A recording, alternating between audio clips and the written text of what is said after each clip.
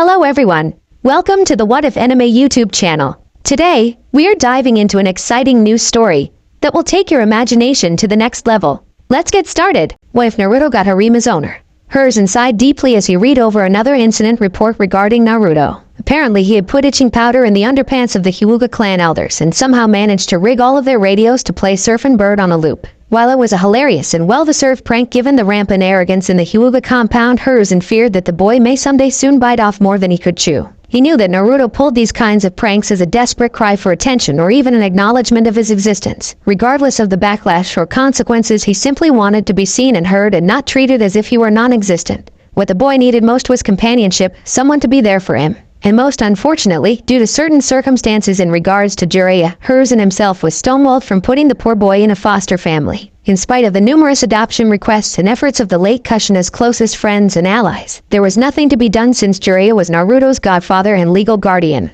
And even more unfortunate was the Toad Sannin's position as Konoha's spymaster, which gave him plausible reason to stay away from Konoha and thus keep Naruto out of sight and mind. There was also the matter of Naruto's living conditions. He didn't even know where to begin with that. There were many landlords who refused to let Naruto stay in their buildings, and the ones that would couldn't afford to lower the needed expenses. If Naruto had a bigger stipend, they could easily be solved. But unfortunately, due to his current status as a civilian and not as a shinobi, his stipend was largely controlled by the civilian council, who only gave the boy the bare minimum to live off of. Fortunately, he had a small trick that may kill two birds with one stone.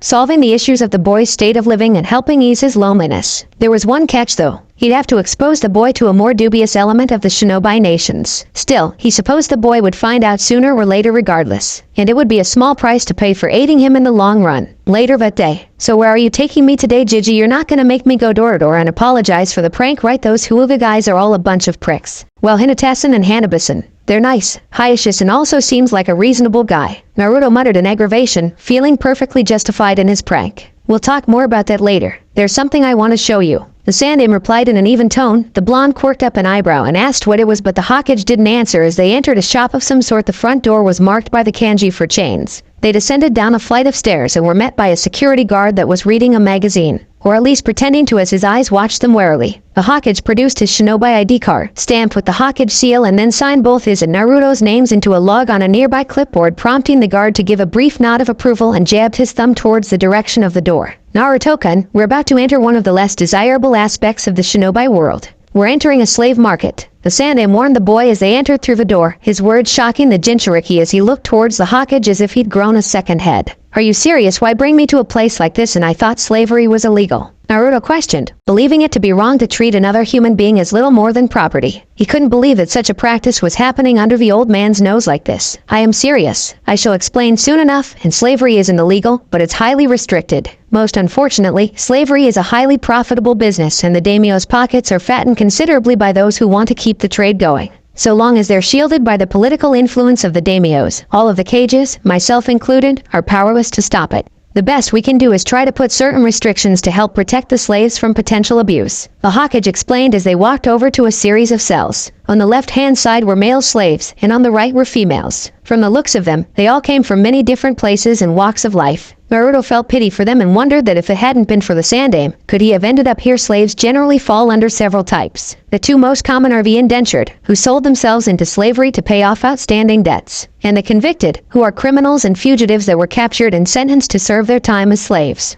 Naturally, all slave owners, traders, and even the slaves themselves must be registered and logged for the sake of security. That includes any visits to the markets as you witnessed at the door. When the Sandaime finished his explanation, the blonde boy glanced towards the numerous cells in disgust and disapproval. This feels wrong. Human life shouldn't be treated as a commodity like this. The blonde muttered, feeling sickened that this was allowed by a bunch of rich and potentially inbred nobles. Something like this shouldn't be allowed at all. I strongly agree with you. And there are many others who share your sentiment. Unfortunately, so long as the daimyos say it's okay, there's nothing to be done. However, think about it like this. In the hands of a good and kind master, these slaves could have a chance at some form of happiness. I am fully aware how lonely you are, so I decided to purchase one for you, so you wouldn't be so alone anymore. Hers explained, making the blonde gape at what he'd just heard. I know what you're thinking, but try to think of it like this. You'll potentially be protecting someone from the possibility of being sold into the service of an abusive master. While there are restrictions in place, there are also loopholes that can be exploited, regardless if we try to eliminate them. Now go on, pick someone out. The Hokage spoke and gestured for the boy to make a selection. At first he wanted to protest, but as the Sandim said, he could very well be protecting somebody. Even more importantly, he would have someone to come home to. Finally, the whiskered teen gave a reluctant nod as he began to inspect the various slaves and noticed that on each cell was a name, a letter for ranking, a price tag, and for what reason they were being held as slaves. A large number of them falling under the category of unpaid debts. What's the deal with these rankings? Naruto asked out of curiosity as he walked down the cell block with the Sandaime following close behind him. All slaves are ranked according to what is considered desirable traits. Their natural beauty, sense of loyalty, skills, combat capabilities, etc. The higher the rank, the more desirable and expensive the slave. Naturally, ANS ranks are both the rarest and most expensive. Hiruzen explained, prompting the boy to nod in understanding. And then he came to a stop in front of one of the female cells. Inside was a woman that seemed to be practicing some martial arts dances. She had large golden eyes and long jet black hair with square bangs. Her hair is arranged in thin braids and twin buns shaped like cat ears, and ornamented with a pink peony and a golden tassel on the left bun. She was also wearing a short lavender and black chingsam, which is decorated with dark pink petals, with a dark blue crop jacket over it. She also wears thick black stockings, black ballet shoes, and gold anklets with bells. She took notice of him and approached the cell door, kneeling down until she was eye level with him. "Hello," she greeted in a quiet voice. From the looks of her, she seemed to be the stoic type, but there was something about her that the boy felt drawn to. He glanced over to the sign near her cell and found her name was Ran Mao. From what he could tell, she had been arrested due to her involvement in a smuggling ring and had been labeled as a brank slave. "Buy me?" she questioned, pointing towards the price tag near the sign. "You actually want me to buy you? You don't seem particularly bothered with your situation," Naruto pointed out, since she seemed unusually relaxed as opposed to the other slaves who seemed to be hopelessly waiting in their cells before someone came to purchase them. "Yes, buy me. Be good to me. I will be good to you." She spoke in a quiet voice, her words earning a smile from the blonde since that sounded reasonable to him, and he nodded in agreement. Sensing that the boy had his heart set on this girl, Hiruzen pushed a buzzer which summoned the merchant in charge of the slave market. After a few moments, all the paperwork was signed and the Sandaime gave a check to pay for the girl. A few minutes later, Ran Mao was taken to get the slave seal on the back of her neck redrawn and keyed to Naruto so that she would be bound to him and so that only he could activate the seal on her in case she acted out. As this went on, the Sandaime explained the basic rules that all slave owners should know and follow. Most of them were pretty simple, involving the care and well-being of the slave in question. But they needed acceptable housing, meals, medical care, etc. A master cannot punish a slave if he orders them to do something beyond what they are feasibly capable of. A master cannot punish a slave without justified cause, and so on. At last, Ran Mao was brought back to Naruto and she gave a low bow to him. Naruto had a little difficulty in believing that buying another human being could be so easy. He felt rather guilty for going along with it, but at the same time, he didn't want to live all alone anymore. "Now I need you to sign this for me, Naruto-kun." The Sandaime spoke and offered a piece of paper for the boy. Naruto sighed and looked the document over, and found that it wasn't paperwork involving Ran Mao. This was for a new apartment in a much nicer part of town. Sensing the boy's confusion, the Sandaime spoke, "Now that you have a new slave, you're going to need better living conditions and a much larger stipend to care for her and yourself. For you see, slave owners are monitored by the Hokage and designated ninja, thus you now fall under my jurisdiction and not the civilian council." At that, the boy squealed in happiness and hugged the Hokage for helping him out of his terrible situation. "Your new apartment will be ready for you by tomorrow, so just bear with it for only one more night, and things will be much better for you." The Sandaime promised him, earning a nod of agreement for the boy. He had already endured hell for most of his life, and now it seemed things were finally turning around for him. He could certainly stick it out for one night more. Later, dump was the sole word Ran Mao used to describe Naruto's soon-to-be former apartment. She certainly didn't mince any words, and the blonde had to agree with her. There was no other way to describe it. Fortunately, it wouldn't be their problem for much longer. "Yeah, sorry about this, but it won't be for long. We'll be out of here by tomorrow, so please bear with it for now and try to make yourself comfortable." Naruto spoke, earning a nod from the golden-eyed girl as he went to the bathroom to relieve his bladder. He unzipped his fly and allowed the urine to flow out as he thought about the day's events. He could scarcely believe that he owned another human being. It felt so immoral and surreal at the same time. However, it also seemed like Ran Mao wanted him to buy her. Were there slaves that were actually happy to be slaves and wanted to be owned by someone he couldn't imagine the kind of person that'd be fine with that? Well, it was now too late. He had already gone past the point of no return. Ran Mao was now his and he'd have to live with it. Still, it's not like he was going to treat her badly or anything like that, so what did he have to worry about? When he exited the restroom, he found Ran Mao's clothes strewn about the room and saw the girl herself sitting on his dining room table completely and slowly peeling a banana in her hands to eat. Naruto had to blink his eyes several times to make sure he wasn't seeing things, his face turning neon red as he asked Ranchin, "Why'd you take your clothes off?" She looked at him and replied in a blunt tone, "More comfy." "See-trick," she asked him at the end and pulled the banana free from its confines. She opened her mouth into a small O and slowly inserted the whole banana inside until a bulge could be seen in her throat.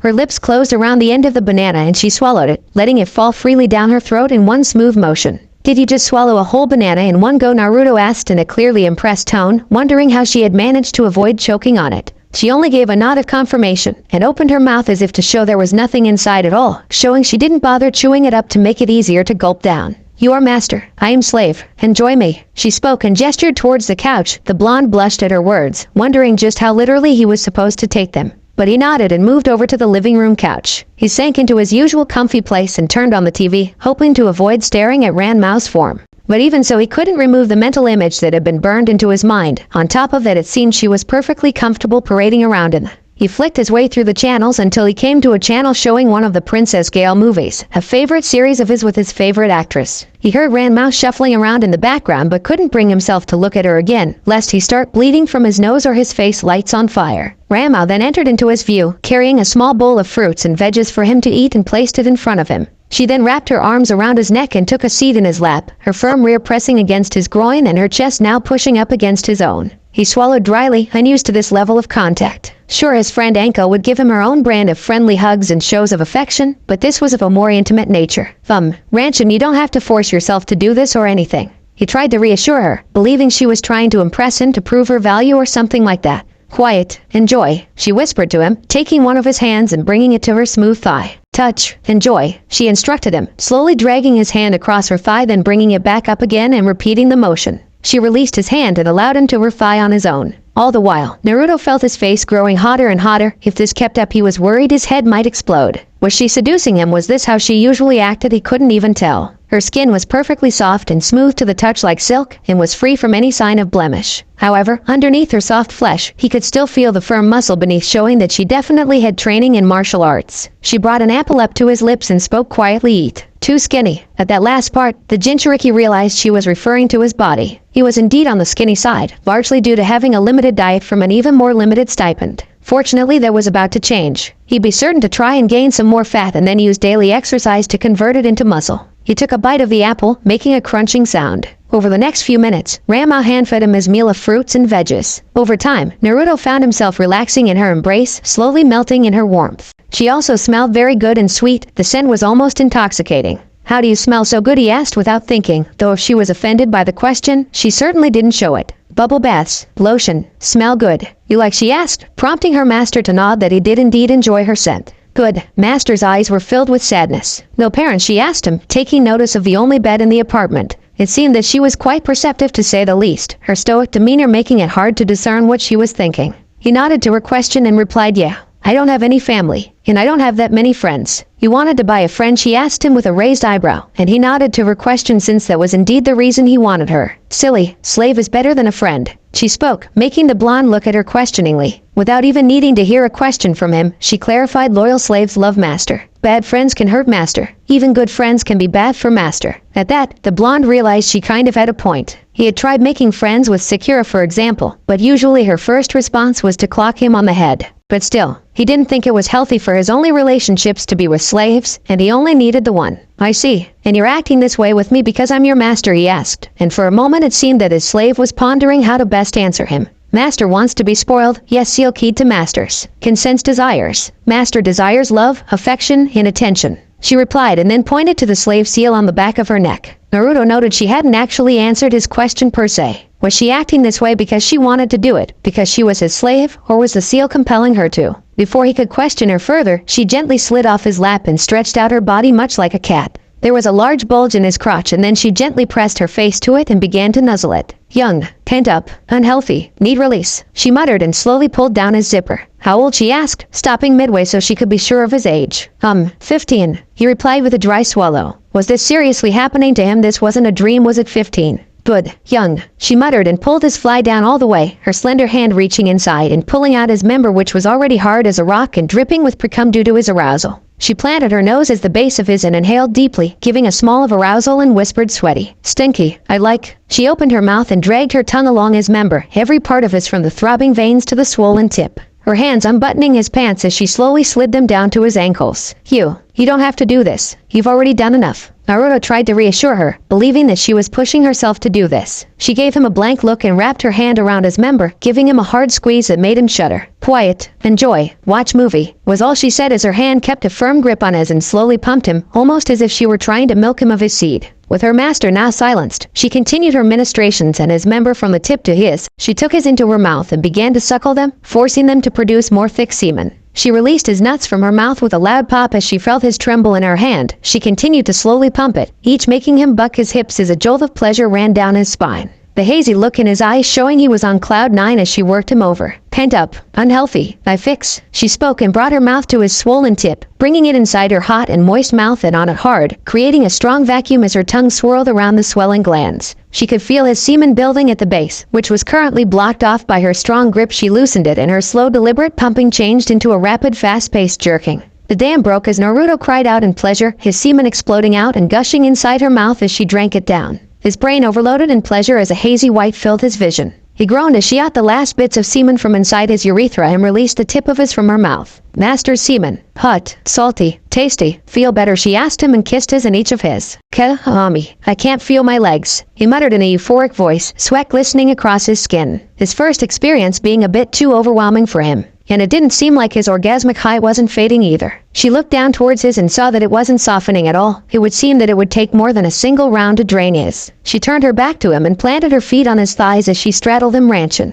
Please, I may, Naruto mumbled through his daze, earning an incredulous look from the slave. A well-endowed boy his age being how ridiculous. Still, she had no reason to not believe him. Give command. I stop. Order me. I continue. Choose. She spoke blankly, giving her master the chance to opt out, or to give in and fully enjoy his slave's body. Unable to resist the hormones coursing through his body or his raging, he spoke, please continue. Good. I make this memorable for you. Safe day. Master, welcome to inside. She muttered and lowered herself down, her warm slowly swallowing his into her juicy love tunnel. Inch by inch her cunt swallowed his until at last she had consumed his member down to the root. She slowly lifted herself up, allowing him to enjoy every exquisite moment, every movement, and every crevice inside her. Then she slammed her hips down, taking him back inside all at once. She repeated the process, again and again, teasing his young inside of her, using her inner walls to squeeze his, eliciting moans of approval from him whenever she found his G-spots. She committed them to memory as she continued to slowly rise up and slam her hips down. Her master reached up and started to fondle her breasts, making her own approval. She continued to ride him at a controlled pace. She could feel this starting to swell inside her, signaling he was about to blow another load.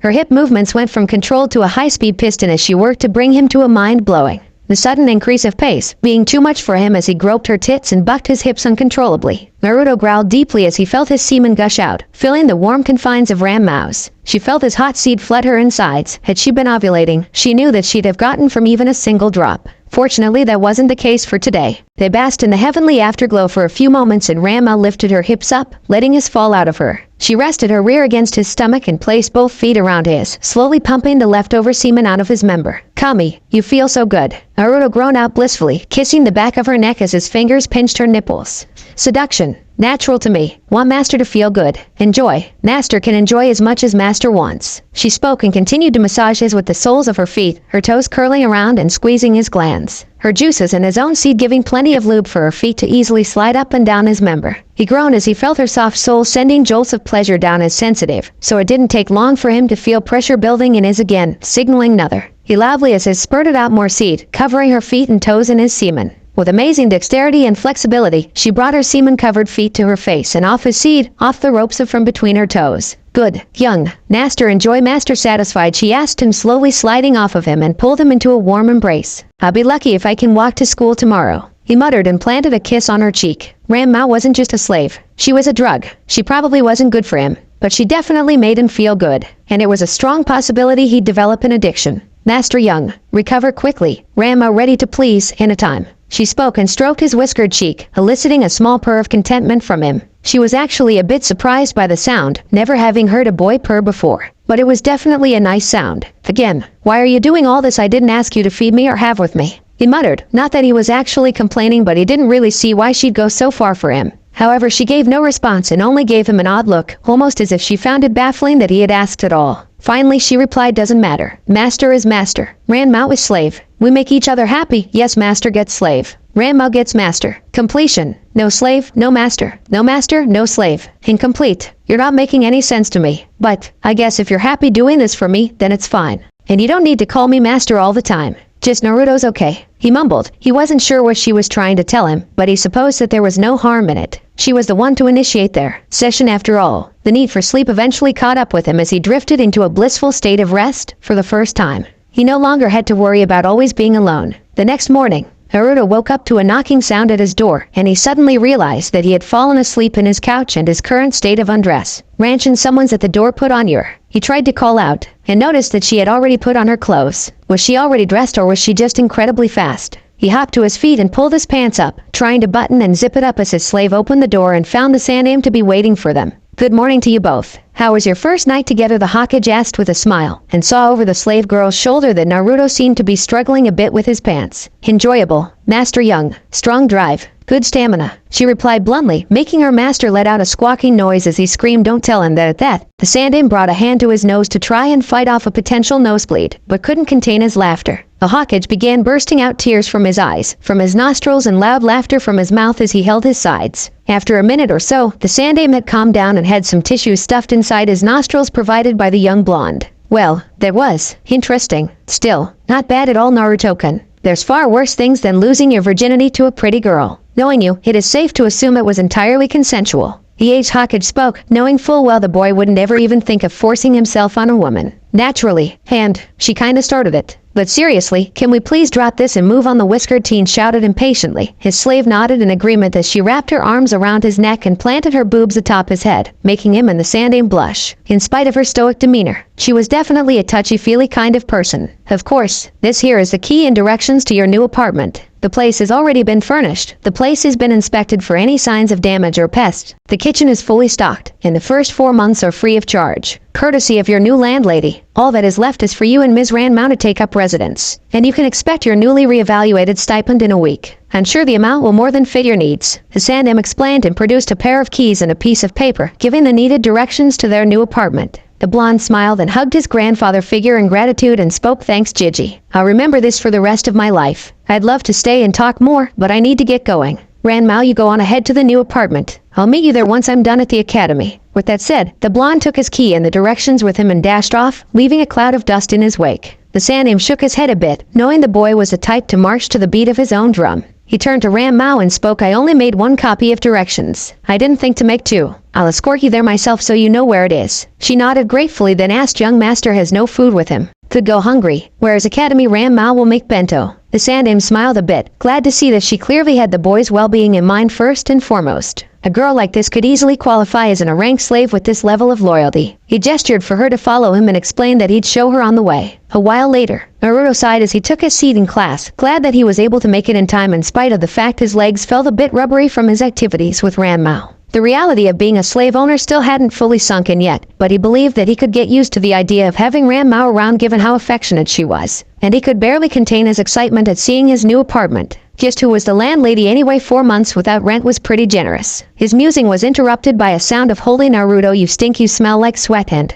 the blonde jumped in his seat and felt like he wanted to hang himself for forgetting one very important thing. Kiba and Yuzuka. Of course the dog boy would be able to smell it all over him. Got him, you finally pop your cherry. Naruto, who was it with, doesn't smell like any of the girls from our class. You got yourself a girlfriend we don't know about. I can smell a girl all over you. And she smells nice. She's definitely gotta be a looker with such a sweet scent. Kiba ranted, badgering the poor blonde as he slowly sank in his seat, trying to ignore the dog boy's questioning. But it was way too late. He had already started off a chain reaction of murmurs and gossip among the class. All he could do now was just let the rumor mill run its course and hopefully burn itself out. Fortunately, he was saved from further questioning when Haruka and Mizuki stepped inside, ready to begin class. After roll call, Haruka began one of his lectures and Naruto decided to drift off into dreamland, having learned long ago on how to sleep with his eyes open. A valuable skill if you wanted to keep your faculties intact from having to sit and listen to the scarred Chunin's lectures. Honestly, they were such utter torture he was certain that Haruka could have made a killing if he used them in the T&I division. His reprieve was cut short as the bell rang, signaling it was time for lunch break. The blonde cursing himself for forgetting to make a bento, He sighed in dismay as the form of Kiba approached him, likely intent on continuing to interrogate him for information. Scale of 1 to 10. How hot was this chick? She have big boobs. Any idea on her 3 sizes? The Inuzuka asked with a chuckle, waiting for the whiskered teen to give some kind of response. Kiba, I'll just give it to you straight, you horn dog.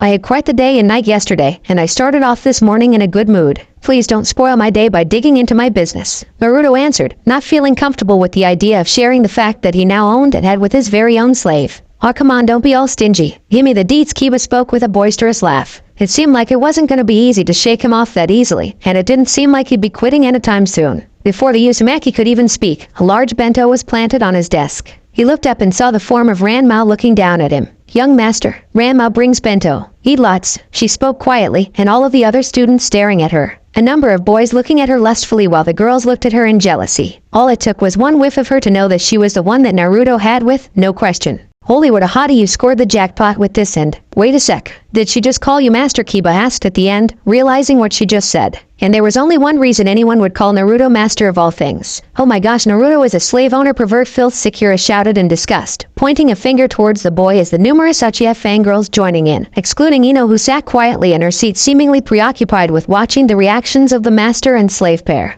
As the verbal abuse went on, the Uzumaki had no idea how to explain himself or what happened between him and Ranmao. Fortunately, he didn't even need to say anything since Ranmao lifted her leg up and brought it down, smashing Sakura's desk into tiny pieces which silenced her and the other fangirls. Stop upsetting the young master, or Ranmao will break you. The martial artist warned them with a cold glare that could freeze hell over. With that done, the golden-eyed woman popped open the bento and broke apart a pair of chopsticks for her master. Naruto muttered a brief itadakimasu and reached to take the chopsticks from her. But she shook her head and then sat in his lap. She then began to personally feed Naruto from the bento, placing the food into his mouth as he chewed. At first he wanted to protest, but the looks of shock and envy from the various boys were far too hilarious. This is good ranchin. What did you put in this? The whiskered teen asked out of curiosity. She was a really good cook, as evidenced by how tasty this meal was. She didn't answer him and instead continued feeding him. Once he had finished his meal, Ranmao kissed him on the cheek and departed as quickly as she arrived to let her master continue at school without any further distractions. But not before sending another warning glare towards the girls who talked trash about her master.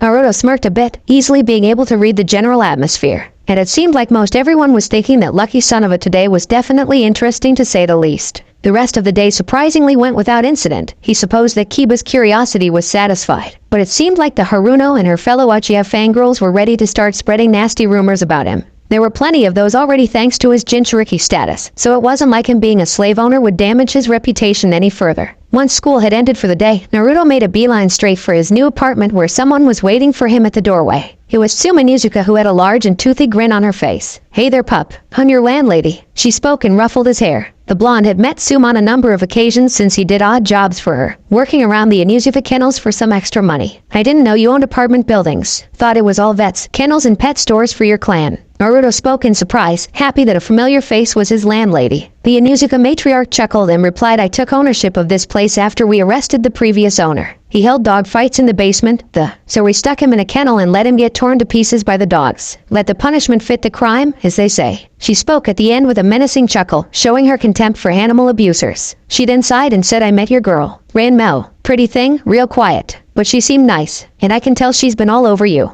And then some. Yeah, she's certainly something. The whiskered teen replied with a blush, making the Inuzuka matriarch giggle a bit and ruffle his hair. She then spoke to him, you take good care of yourself and that girl. Give me a holler if you ever need anything. I think you'll like your apartment. With that said, she mimed a kiss to him and departed. The blonde wondered for a moment as she had just flirted with him, but he shrugged and used his key to open the door to his new apartment. When he entered inside, he took notice that it had some very modern and expensive-looking furniture. The major appliances and the TV all seemed to be brand new as well. And the place was far more spacious than his previous apartment. He was certain that 4 of his old apartments could easily fit in here and he'd still have room to spare. Compared to before, it would seem he was now living like a king. As soon as he shut the door behind him and locked, Ranmao appeared in all of her glory. Welcome home. She greeted him with a bow and pushed out her bust towards him. He could only guess that this would soon be part of his routine since he owned her, and she seemed rather open with her body. Young master tired, hungry, want Ranmao? She asked him and cupped his crotch, her touch making him shudder in pleasure as he felt rushed to his groin. Without so much as a care, he kissed her on the lips and then replied to her in a bit.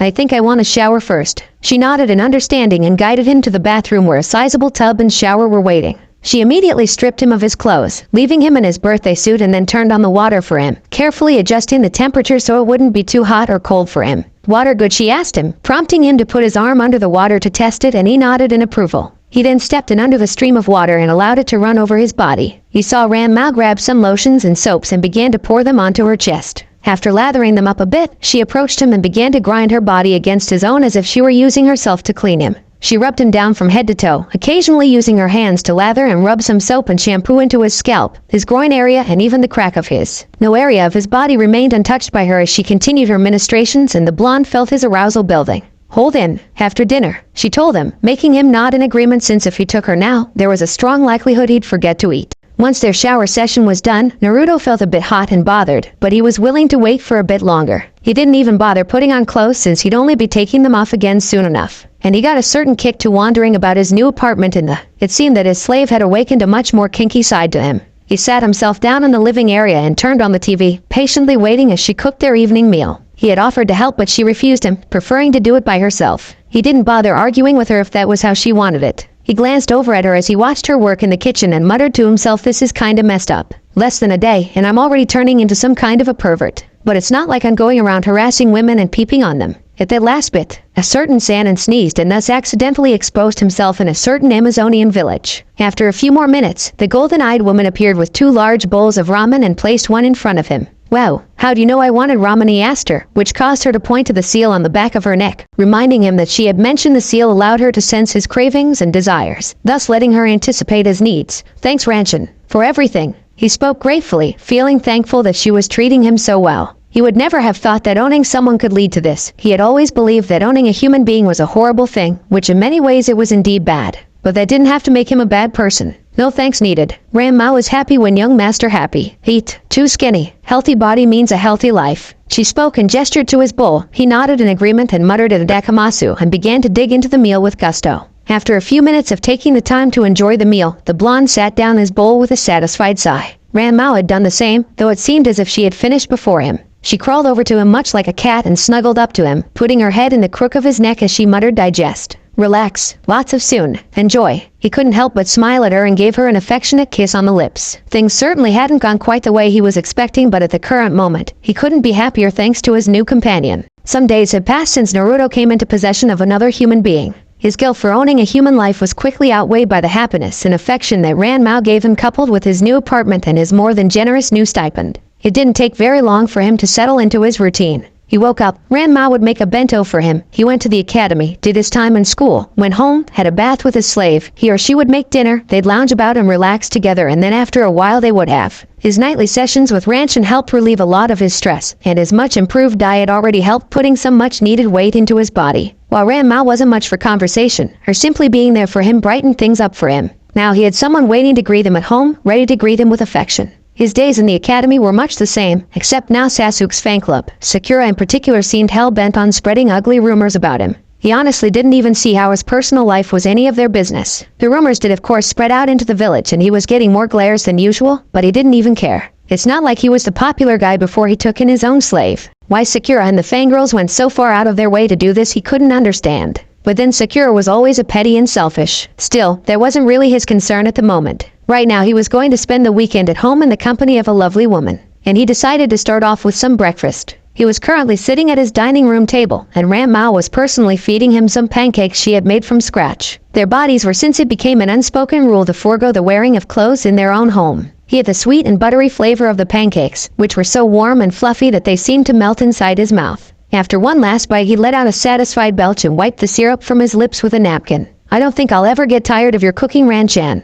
He spoke with a smile, his words making her golden eyes sparkle a little, and planted a chaste kiss on his lips. There was a knock on his door, making him wonder who it could be. Without even speaking, Ran Mao had somehow quickly redressed herself and approached the door. Opening it slightly, she exchanged a word with whoever it was and accepted an envelope from them before shutting the door. She presented the envelope to her master, which had a stamp that showed the kanji for chains like on the entrance to the slave market and was labeled to Naruto Uzumaki. Growing curious, the blonde ripped it open and began to read the contents. "Greetings to you, Naruto Uzumaki. We at the SMA, short for Slave Market Association, hope you are enjoying your first slave. We cordially invite you to attend our monthly lottery for a chance to win rare and exotic slaves. It starts today at 500 p.m. Drawings will be held at 10-minute intervals. Lottery event closes after final draw results have been revealed. We hope you participate and we look forward to further business from you. Yours truly, Scarlett, head of SMA. The blonde was a bit surprised by the unexpected invitation and remembered that the hawkage mentioned that the market kept a close record of both clientele and slaves. For a moment, he considered ignoring it, but on the other hand his curiosity was sparked and figured he may as well take a look.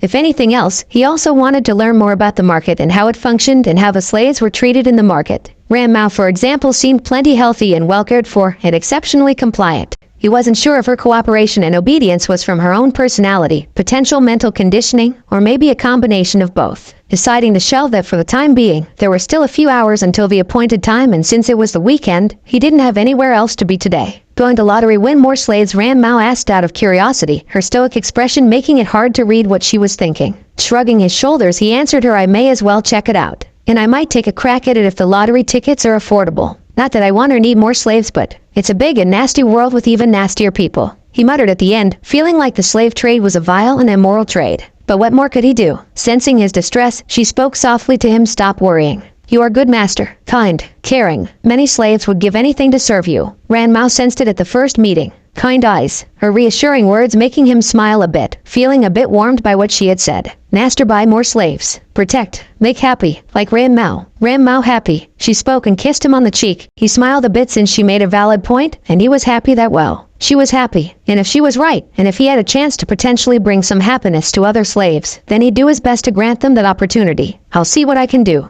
If I win them in this lottery, I'll do my best to take care of them. If I don't win, I guess it's out of my hands. My new stipend is pretty good, but it's far from limitless. He muttered at the end, unsure of what to expect or how he could afford to buy more slaves if he wanted to protect them. There was only so much he could do. Either way, he may as well at least try to gather any relevant information about the market and maybe learn more about this Scarlet person. At any rate, it wouldn't do any good for him to worry about things beyond his control. He had long since learned to take things as they came. It was time to start wasting and killing time, and he knew just how to do that. Ranchin, do you want to have again? He asked, feeling it only proper manners that he ask first before taking her. Master shouldn't need to ask. Ran Mao always ready to serve. She replied bluntly, feeling that her master needn't bother asking her for permission. If he wanted her body, he just had to say so and take her for his enjoyment. But then, this sweet and innocent side of him was quite endearing. Right, just being polite, I guess. He spoke with a small sweat drop forming on his head. Ignoring him, the golden-eyed girl grabbed his hand and guided him to the bedroom. She gently shoved him onto the bed. She crawled onto the mattress and stared at him like a feline preparing to toy with its prey. He wondered what she had planned for him this time. She placed her hands on his thighs and turned around, her firm rear facing towards him, and then she lowered her crotch to his face and she planted her moist onto his face, grinding her juicy cunt into him, giving him free access to it.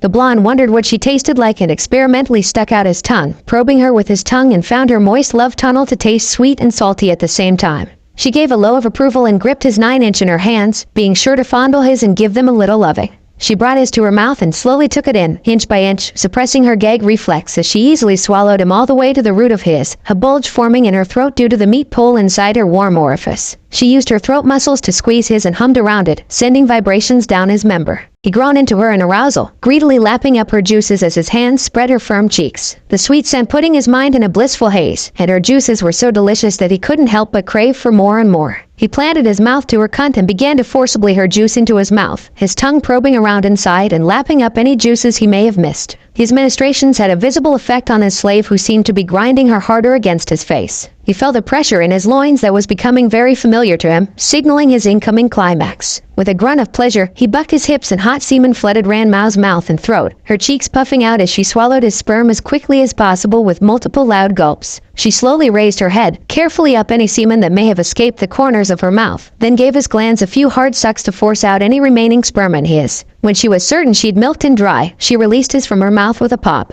Good, young, productive, she muttered in approval and planted a soft kiss on the tip of his. She removed her crotch from his face, making him whine since he wanted to drink more of her juices. She then straddled his waist and brought her rear to his, rubbing her cheeks against it. Experiment, she spoke, signaling that she wanted to try something a little different today. The blonde nodded in agreement, wondering what she had in mind. A new position, maybe. As if sensing his unspoken question, she replied, young, up Ran Mao's butt. Want to try? She gripped his and slowly brought it into her rear entrance. She groaned in mild discomfort as she felt his girth stretching out her hole, but she quickly adjusted to the alien sensation as she finally got him down all the way to the base. Oh God, it's hotter and tighter than air. He groaned and grabbed her slender hips. His felt like it was melting inside her anus and desperately wanted to thrust his hips into her, but he had sense enough to let her adjust. She contracted and clenched the walls of her a few times around her masters, testing her control over them to try and put pressure on his G-spots. The loud moans of pleasure from her master signaled her success. Feeling more confident, she began to move her hips up and down at a slow and deliberate pace to ensure her master would build up to a large. She used her fingers to pinch his nipples and gave one eye, her large golden eyes watching him for any kind of reaction to give her a better understanding on how to please her young master. His sensitivity to pleasure indicated that there was no difficulty in stimulating him.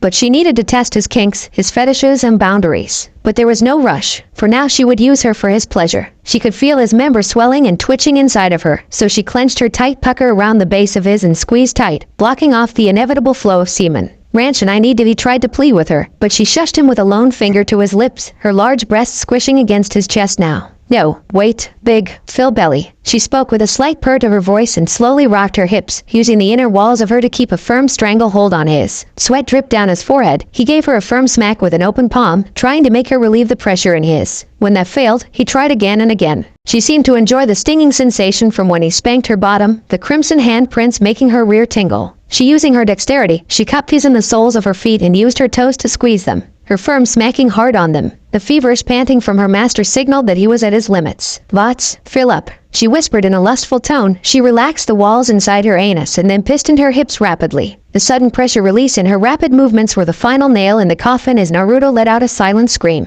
his semen erupting inside her with the force of a volcano. He twitched and shuddered under her, stars filling his vision as his climax seemed to last for almost a minute. It was almost like he had 3 orgasms in one big explosive finish. More. She cooed and squeezed his nuts with her toes, making him spasm a bit as she forced out more sperm from his, which seemed to drag out his even more. When it came to an end, a sense of bliss and lethargy came over him, his body feeling heavy and full of lead. Good. Hot sperm. Tummy full. She spoke as she felt his seed sloshing around in her bowels. She lifted her hips up and allowed her masters to pop out of her anus, his meat pole glistening from her juiced and covered in his own seed. "Ran mouth cleaned," she muttered and took his in her slender hands and swallowed it into her mouth, off the sour juices and salty and bitter seed. She slowly dragged her tongue across the sensitive flesh and released him from her mouth, inspecting her handiwork. Satisfied with her handiwork, she cuddled up to him and kissed his neck. "Sleep. Ran Mal will wake master," she muttered. The whiskered teen felt too drained and sleepy to say anything. He doubted he could stay awake even if he wanted to. He allowed his heavy eyelids to close and let himself drift away into a blissful slumber. Later, Naruto sighed as he walked with a limp, his faithful slave following close behind him without even showing any signs of her own limp.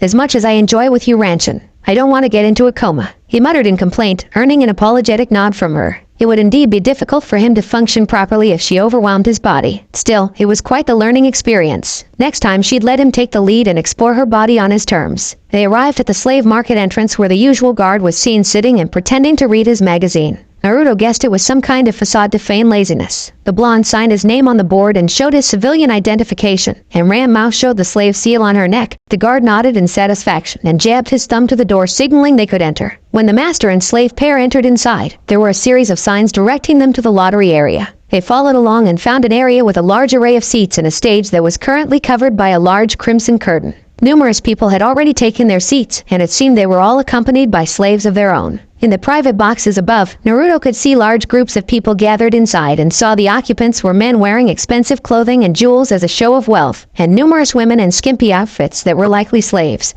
There was also a few boxes occupied by wealthy women who had surrounded themselves with male slaves, or a mixture of men and women. Before the blonde could find a seat of his own, a nearby guard approached him and spoke. "Client 24601. Naruto Uzumaki, Director Scarlet requests your presence." The whiskered teen gave a puzzled look and glanced over to his slave, who seemed to be as confused as he was. Why, how does this director know me?" Naruto asked. Aside from the letter that had been sent to him, he hadn't ever seen or heard of this Director Scarlet. The director makes a point to know her clientele, and to personally greet all new clients to establish good business relations. "Follow me," the guard spoke, gently tapping his baton in an open palm, which was a not-so-subtle hint that Naruto didn't have a choice in the matter. Not wanting to cause a scene, get in trouble, or worse yet get Ram Mao hurt, the blonde decided that it would be best to comply. They followed the guard up a nearby flight of stairs and into one of the private boxes. Inside was a woman in a crimson dress with blonde hair. Without even looking at him, she gestured to the open seat next to her. Naruto bit his lip and slowly walked forward. He carefully slid into his seat and looked towards the woman who could only be his host. She looked over towards him and gave a gentle smile, but this didn't put him at ease since her eyes were like ice. Cold, calculating, and uncompromising. Her eyes flicked over to the martial artist and gave her an appraising look. "You chose very well for your first slave. beautiful, talented, and perhaps most importantly, obedient. Had she been Eric, I could have sold her for much more. You got quite the bargain, my young client. She spoke with a crooked smile, her gaze now settling on him. He felt a bit unnerved as she looked at him. It didn't take a genius to tell that she was already sizing him up and evaluating him. He took a breath to relax himself and spoke. Thanks, I guess. Why wasn't Ranchin an Eric, and what is it you want from me? She gave a small laugh and replied to him. Ranchin, as you called her, had all the makings of the ideal slave. The only flaw was her cold and stoic personality. Most clients aren't interested in girls that have a short emotional range, though I suspect it takes a special kind of person to be able to read her. And what do I want from you? The same thing I want from all of my clientele. Your continued patronage. He blinked his eyes a few times and then spoke flatly. I'm not really interested in buying more slaves. I'm just here for information. She laughed coldly at his denial and waved a finger from side to side in a mocking gesture. Spare me the holier-than-thou attitude. You haven't any right to judge me. I have met all manner of clients who buy slaves for all manner of reasons, from labor, companionship, and more. If you weren't interested in more slaves, you wouldn't have bothered coming back. If it was only information you wanted, you could have gone to the library or asked your Hawkitch. He is my supervisor after all. She spoke in a haughty manner, giving a knowing smirk as her eyes pierced through the teenager, her words making him tense up. She definitely got him there. Your reasons for desiring slaves are of no importance to me. My only job is to see that the merchandise is healthy and well-tended, sold off for the best prices, and then log all the relevant information for security's sake. What happens to the girls afterwards isn't my concern unless it affects my business. She explained in a matter-of-fact tone. She loosely laced her fingers together and waited for his response. I don't understand how you can live with yourself by selling human lives. If what happens to them doesn't bother you, why care for their needs at all? He asked with a small glare, earning a pitying look from Scarlett as she shook her head. Sick, unhealthy, and mentally unstable slaves don't sell for much. Healthy, strong, and desirable slaves make money, and dead slaves sell for nothing. And I can live with myself, because before I came along and brought stability in order to this business, slaves lived in their own feces and urine, eating table scraps and dog food as they waited to be sold off. Some just decided to bash their heads against a wall and end their miserable existence. The slave trade was run by thugs and animals with no sense of business or etiquette. I put an end to all of that. And just what is human life worth cheap enough for politicians to send your warriors and ninjas off to war to fight over patches of dirt and pedigrees that offer special powers? Yet valuable enough that people will pay well for the right kind of slave they desire. So please, save your judgments. I feel perfectly justified. She spoke in a blunt manner, cutting down any arguments the boy had. He looked at his own slave and remembered how healthy and immaculate she looked upon first meeting her. If it weren't for the fact she was locked in a cell and had that slave seal on the back of her neck, he wouldn't have even guessed she was in fact a slave.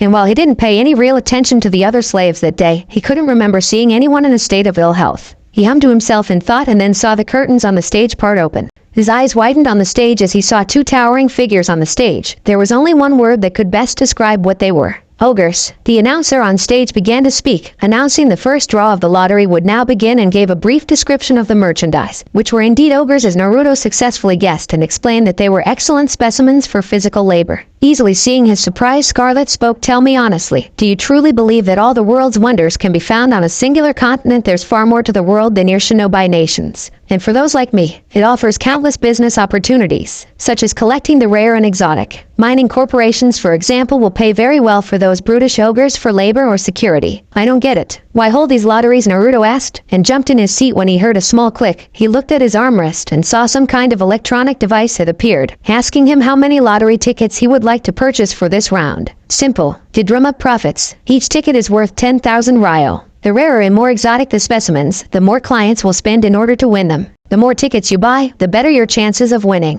The more tickets bought means more money in my coffers. Slaves aren't just commodities, but symbols of status, and there are some kinds that people will spend millions for. She explained as a large screen flashed to life above the stage. All at once the names of certain clients appeared as they purchased as many tickets as possible to win. Naruto recognized a few of them belonging to major corporations and the like as their numbers continued to rise. After a few minutes, the end of the lottery came to a close, and the Jinchuriki's eyes almost bugged out of his head at the amount spent. Almost 500,000 ryo. It wasn't long until the next round began and the next prize was announced. Time passed as the blonde watched the lottery quietly, all of the prize slaves being suited for physical labor or bodyguard duties. He guessed that the grand prize was being saved for last, since a number of the other patrons seemed to be saving their money for now. He wondered how Scarlet managed to acquire creatures and other species from outside of the nations, and more importantly how she got away with it, and took a guess that since they weren't from the shinobi nations, then they weren't protected by its laws. Talk about a large and nasty loophole if there ever was one. Finally, the announcer stated that the final draw was at hand. A trio of female figures appeared on the stage, and a wave of gasps and squeals of delight came from the crowd. The first thing Naruto noticed was that 2 of them had brown skin that was seldom seen in Konoha, and the second thing he noticed was that all 3 of them had pointed ears. And now I give you the grand prize, 3 lovely elf maidens, 2 of them of the rare dark elf race, and the third a gorgeous and bountiful white-skinned high elf. Their names are Chloe, Olga, and Celestine. Better buy them quickly while you can. 3 elves at once is potentially a once-in-a-lifetime opportunity. At that, ticket sales went through the roof, already reaching the tens of millions in the span of a few seconds. One of the elf girls, a brown-skinned one with blonde hair, shouted angrily at the crowd, "Human filth, I hope you all rot in hell. I swear that I'll break free and kill the wolf for doing this to us." The crowd laughed at her, finding her outburst amusing. Even in Scarlet's private box, Naruto could hear some of the nobles present talking about breaking the elves into obedient. Growling angrily, he clicked on his own device and bought a ticket, hoping to save the elves from whatever fate may await them. Although the director seemed both baffled and amused by his attempt, "Naruto, darling, don't tell me you wasted your money on a single ticket in some vain hope to save those girls. It must be nice, being so young and naive." She spoke in a somewhat mocking voice, pointing towards the monitor above the stage, showing that the top ticket holder had spent almost 700 million to try and win the elves. What hope could a single ticket have? Then the ticket sales came to a halt as the draw results were announced, and the winner was Naruto Uzumaki. The crowd let out a series of shocked gasps, disappointed groans, and even some outraged screams. The director herself was stunned into silence as her brain almost ceased to function. Statistically speaking, there was absolutely no way that the boy could have won with a single ticket against clients who had purchased hundreds if not thousands to win the lottery. But he still won all the same, fair and square. What was that you were saying before? And let me just ask, it must be nice to be a cold-hearted slave merchant who can only think about gains and losses. He spoke in a mocking voice and flipped her the bird. The corner of her mouth twitched, a strong urge to slap the boy silly coming over the director. Instead, she slowly clapped her hands and gave a curt touche. "Come on, Ranchin. Let's get the girls and get out of here. I think I'm done here for today." Naruto spoke, earning a nod from the golden-eyed slave as she obediently followed him, leaving behind the director, who smiled to herself a bit and muttered something about having an interesting client. A few minutes later, Naruto had signed the needed paperwork, and the elf seals were keyed to his, much like Ram Mao's. The fair-skinned elf seemed to have a saddened look on her face, but she quickly hid it behind a kind smile as she gave him a polite curtsy. The 2 dark-skinned ones had looks of disdain and resentment on their faces. "I can't believe that we're being forced to endure such humiliation. It is bad enough we lost our homes and kingdoms, but now we must be subservient to an adolescent human male. Will this disgrace ever end?" The tall one with brown skin and black hair muttered in disgust. "Could be worse." Naruto spoke with a nervous smile. Even though he was supposed to be their master, the black-haired elf made him feel a bit small at the moment. The fair-skinned elf continued to smile in a kind manner and spoke gently. "Fret not, Olgadono. I think this one is different. I sense no malevolence or evil in his heart, and I hope you take good care of us, young master. I am Celestine. This is Olga, and her right hand Chloe. Please forgive their hostile tone. They have good reason to mistrust humankind." The whiskered teen gave a small nod, since the one called Olga had just mentioned something about losing a kingdom. He supposed that probably had something to do with her hostility. For now, he'd just let them ease into their new position at their own pace. "Well, I'm Naruto Uzumaki. Nice to meet you all. This is Ran Mao, my other slave. We'll be heading home so you can get settled, and please, you don't have to call me master or anything like that if you don't want to." He spoke in a calming voice, hoping to put the elves at ease. "How about we call you swine, or filth then?" the one called Chloe asked in a snarky voice. At her words, Ran Mao cracked her knuckles and seemed ready to beat the elf within an inch of her life for her mockery, but was stopped by a raised hand from her master, who told her to give them time to adjust. The martial artist realized he had a point. Not all slaves could easily settle into their roles like her. And while she wasn't overly familiar with elvenkind, she did remember reading from some fictional books, or perhaps not so fictional now, that elves were very proud creatures. After that quick exchange, their master declared it was time to head home. Not having any choice in the matter, the elves followed him and wondered what his living quarters would be like. "Have patience with this one. I sense he has a good heart, but it is filled with pain and uncertainty," Celestine whispered to her fellow elves. Her counterpart Olga said nothing, only caring that she could sense a great power emanating from their new master, the kind that had the potential to destroy the world, or at the very least a certain country. Chloe, for her part, was muttering to herself something about mercenary bastards, cutting off their manhood and taking them as trophies to hang over a mantle. All the while, Naruto was certain he'd have his work cut out for him with this bunch. Later, the walk towards their home was an interesting experience. The elves' clothes, or apparent lack thereof in certain areas, definitely attracted the attention of a number of passing civilians. Not to mention the brown skin of the dark elves was also a rare sight in Konoha, and most noticeably, people couldn't stop staring at their pointed ears. Some people assumed they were cosplayers or something, but there were a few that seemed to question if they were actually real. At any rate, they had arrived home without any incident, and the elves seemed rather impressed by how spacious the domicile was. "Oh my, what a lovely home," Celestine spoke as she gently gently clapped her hands together and began to walk about and take in the sights. Olga observed the place with a more scrutinizing gaze and asked, "This place doesn't seem well equipped. Where is your fireplace? How do you keep warm in wintertime?" Her master seemed a bit puzzled by her question, but he shrugged his shoulders and guessed they came from a part of the world that didn't have the same level of technology as the shinobi nations. Most people don't really use fireplaces anymore. We use air conditioning to cool or warm our homes if need.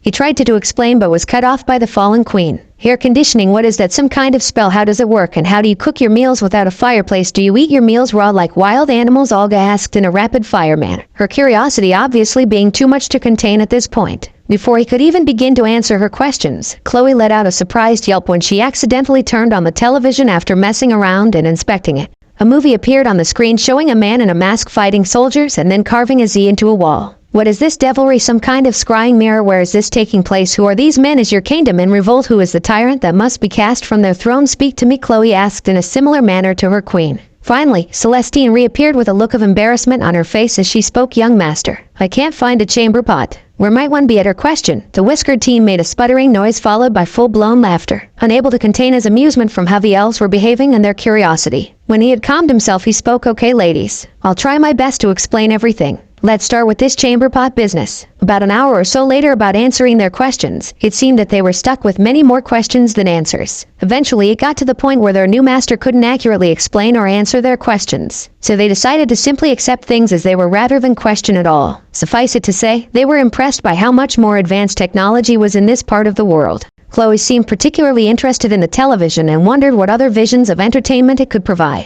Amazing. The imagination of humans is utterly astounding. I should be more wary in the future when I conquer humankind if their technology can be a close match to magic. Olga muttered to herself, making Naruto sweat drop a bit at the mention of her intended conquest. I've pretty much answered your questions. I think it's fair you answer some of mine. What were your lives like before you became slaves? How did you become slaves? Where are you from? He asked them. The elves looked to one another and decided to indulge his curiosity since he had done so for them. The fallen queen cleared her throat and spoke. I was once the queen of my own kingdom. Chloe was my right hand, aide and bodyguard. We were beset by a mercenary army headed by a man named Volt, who was hired by the cultist heathen church that worshipped by longtime enemy Celestine. However, after conquering us, he betrayed Celestine and her allies. Needing finances to fund his own conquest, he sold us into slavery since we dark elves are worth a lot on the slave markets. Celestine so happened to be there to try and negotiate for peace. She's supposedly a reincarnated goddess or some nonsense like that and has the naive notion that humans and non-humans can live in peace. At the end of her explanation, the high elf piped, and I don't think it's naive to desire peace. There are plenty of good people in the world that hate seeing others suffer. Although I admit, hiring Volt and his army was a costly mistake indeed. Celestine muttered at the end with a saddened expression. Don't be stupid. Did you not see the state of our country when we were sent away? Women were being raped in the streets, and no one did anything to stop it. Humans are ugly and vulgar creatures that only care for their own desires,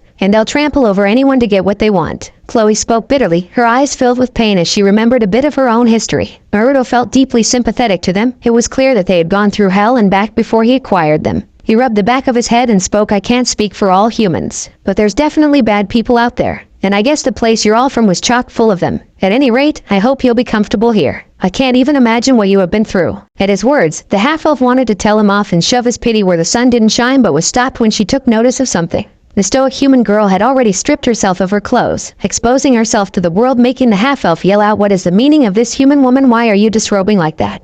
More comfy, master-like. The martial artist spoke as if it were the most natural and simple thing ever. Disgusting. You make your slave prance about in your home in such an exposed manner? Olga asked with a disguised grimace. She couldn't even fathom how someone so young could already be a deviant. I don't make her do anything. She kinda started doing that on her own and it kinda became a rule of ours. And you're not exactly one to talk. Those clothes of yours barely cover anything at all, their master pointed out with a large sweat drop, since the fallen queen's breasts were already half exposed. For an example, I have no argument to counter that statement. Olga muttered in defeat, since he did indeed make a valid point. In their home country, the males were often controlled by theirs, so it was usually part of her strategy to dress provocatively to distract them. Though it was also a double-edged sword. Well, if it is the young master's rules, we should follow them. The high elf spoke with a small sigh and removed what little clothing she had, fully revealing her soft and generous curves, along with her plump breasts and rear. Olga followed suit and showed off her own curves, with Chloe following suit. Although the half-elf seemed a bit more self-conscious since she was more slender than the other girls. Naruto gulped and blushed a bit, believing he'd gotten used to Ranmao being constantly in the apartment, but add in 3 gorgeous elf girls. And well, he felt almost like a gem. And it didn't take long for him to figure out what direction his flow was going. The elf saw the bulge in his pants with the dark elves giving disdainful looks as Olga muttered as expected of a human male. Still, it would be difficult to not be aroused in the presence of 4 females, especially myself, she murmured at the end. Naruto chuckled a bit in embarrassment and then found a pair of warm breasts pressed against his back as the golden-eyed martial artist slipped behind him and grabbed his wrists, pinning them behind his back with one hand as her legs wrapped around him. Ran-chan, what are you doing not in front of the others? He spoke, already guessing that Ran-Mao was about to do something perverse. Quiet. Enjoy, she muttered and easily clasped his fly between her toes and pulled it down slowly. The elf stiffened up and had a strong idea what she was up to. Before they could say anything, the golden-eyed woman fished out her masters from the inside of his pants and revealed his throbbing. The elf blushed profusely at the sight with Chloe sputtering, that can't be natural. How can a young human have such a monstrous like that? What concoctions have you been taking to make such a grotesque thing? Ran-Mao used her free hand to wag a finger from side to side and spoke, masters. Thick, good stamina, productive, young. She on the side of his neck and grabbed his with her feet, gently stroking him off as the elves watched in morbid fascination. Naruto shuddered as the martial artist stroked his member between her soft soles, being watched by the elves, giving him a sense of pleasure and depravity, his body feeling hotter under their gaze. He a bit as Ran-Mao gave his glands a hard squeeze with her toes, making hot precum ooze out in large dollops, giving her soles plentiful lubrication. Her feet caressed his member, and she used her big toe to trace one of the bulging veins teasingly. Master, enjoy Ran-Mao faster. She cooed and began to move her feet at a faster pace. She tightened her grip on his, being sure to rub his most sensitive spots, which made him make some more lewd noises. Interesting. So you can use your feet to pleasure and weaken a male, Olga muttered in interest, bringing her face closer to better observe the human slave's technique with her fellow elves following suit. Masters is so big for his age, Celestine muttered as she blushed a dark red, her hands subconsciously descending to her wet snatch. No matter how I look at it, this disgusting can't be normal. Chloe muttered in disgust, wanting desperately to look away but couldn't bring herself to do so. Naruto growled for a moment, then with a loud grunt, he started to spurt out hot seed. The elves cried out in surprise as his sperm showered their breasts and faces. By the gods, how can a boy this much, and the smell, it's so gross it makes me feel ill, Chloe complained as she went towards the nearest restroom to wash off the semen on her body. Celestine stared at her new masters and watched as his seed dribbled onto Ran-Mao's feet with ropes of link between her toes. The fallen goddess, wondering how it would feel to have his member inside her, and wondered how good it would feel to fornicate with a young male. Olga quietly hummed to herself as she used a lone finger to scoop up a large dollop of semen from her. It was so thick it seemed almost like jelly as it stuck to her finger. She sniffed it and cringed a bit, finding her aide's assessment of the stench to be accurate. However, she could also sense the presence of a strong mana in his seed. She tentatively brought it to her lips and off the sperm, and almost instantly felt her magical reserves get topped off. Not only that, it seemed to be supplementing and strengthening her mana and body. Interesting, she muttered in fascination as she glanced at her new master, who was currently locked in a passionate kiss with the human female. After recovering from his orgasmic high, a low growl came from his stomach, making the Jinchuriki speak, I guess it's time for dinner. How do you girls feel about eating ramen tonight? At his question, Chloe popped her head from the bathroom and began to shout in outrage, raw men eat raw men, we're in a country of cannibals, please gods above end my woes. Naruto's sweat dropped once again and knew that this was definitely going to take some time to get used to. And it would definitely require more time for them to settle into their new surroundings. But still, at least he'd get a few laughs out of this. Hers inside as he worked at his desk as he looked over Naruto's stipend. Word had reached his ears, just recently, that the boy had somehow won a trio of new slaves from Scarlet's monthly lottery. An impressive feat given how much people spent trying to win exclusively rare specimens and slaves. As such, the boy's stipend would need to be updated again to better suit his and his slaves' needs. However, there was one other thing on his mind. Scarlet had recently notified him of a notable pattern in sales. Once 2 to 3 months, a fresh new client would walk in and buy 10 or so drank slaves, all females, and then leave. Drank slaves were obviously cheap and easy to buy in bulk. Usually they were used for household chores, cheap labor, and most distastefully prostitution, which made them favored merchandise for pimps and brothels. Whoever was buying this many slaves must have been using proxies to avoid being directly linked to the slave trade. A common trick used by politicians and other figures of authority who didn't wish for the general public to know of certain vices. But who would need so many drank slaves? It was definitely suspicious. By Kami, the Sandaime hated the slave trade and how it objectified sentient life. No one knew exactly how it started, but early stories and rumors suggested that the Hyugas indirectly influenced and inspired slave merchants like Scarlet, with the infamous caged bird seal, the main branch of the Hyugas used to keep the members of their side branch in line. Supposedly it was a means to protect their dojutsu, but really it was little more than a slave seal. While slaves were mostly protected by certain laws and regulations, there were still loopholes that could be exploited, and any attempts to close them off simply meant the people who used those very same loopholes would have to get more and more crafty. But there was an even deeper and perhaps the cruelest and most sickening aspect of the slave trade that wasn't common knowledge. He would need to inform Naruto of this later on. assuming the girls haven't already told him. Hers, and could only hope that a day would come when this inhumane practice would come to an end. Until such time, he wished that more people could have an open mind and a kind heart like Naruto. If more people were like him, then perhaps slavery would be more bearable for the poor souls forced to live in. That is, if the slave trade isn't abolished altogether, if the people collectively shared in Uzumaki's sheer tenacity. Speaking of Naruto, he wondered how the boy was faring. Meanwhile, Naruto's apartment. "You want me to do what?" Olga screamed in outrage, her face now but a few short inches away from Ranmao, who stared her down with unblinking eyes. The martial artist pointed towards the toilet and handed the fallen queen a toothbrush, some cleaning soaps, and a pair of gloves, and spoke in her usual monotone voice, "Scrub. Clean. No work. No food." The dark elf wanted to protest. She wanted to say that a queen shouldn't be reduced to menial labor such as cleaning this chamber pot toilet.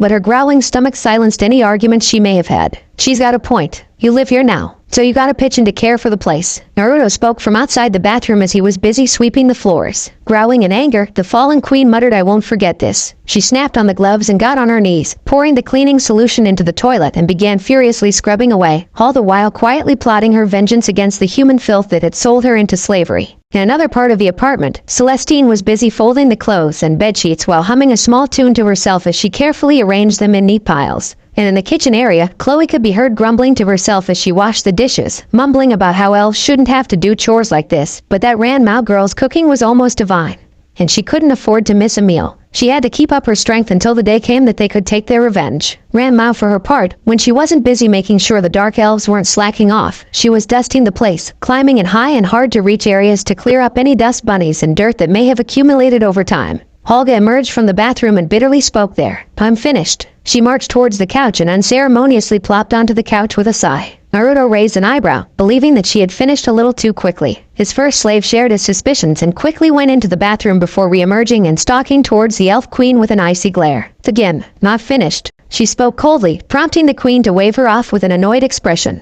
"I just did it. Did I not say I was finished?" Olga spoke with a sneer, only for the golden-eyed woman to jerk her back up to her feet and shove her into the bathroom. She wasn't about to let the dark elf laze about and think she could shirk off her duties, regardless if she liked it or not. "Do it again. Fail. No food. Thorough this time." Ranmao warned the queen and then departed to resume her dusting. Growling in frustration, Olga resumed the brushing, all the while cursing the existence of humankind. A few more minutes later, Olga felt like her hands were about to fall apart from the constant scrubbing. She called out that she was finished as she tried to nurse her poor hands, prompting Naruto to enter and check her work. He gave a satisfied smile and nodded to her. "Nice job. I know that chores are new to you, but we all gotta do our part. Thanks for your hard work." He spoke with a small smile. The elf queen wanted to snap at him, but his innocent and pure smile made her anger melt away as she looked over to the side. "I only did it for food," she muttered begrudgingly, her master shrugging his shoulders as he decided it best to leave her be and adjust at her own pace. He couldn't expect a queen to get used to being a slave in such a short time. He was grateful that Ranmao was able to keep them in line. He honestly wasn't sure if he had the heart to properly discipline them if need be. Chloe was quite vocal in her complaints, but she still did her work all the same.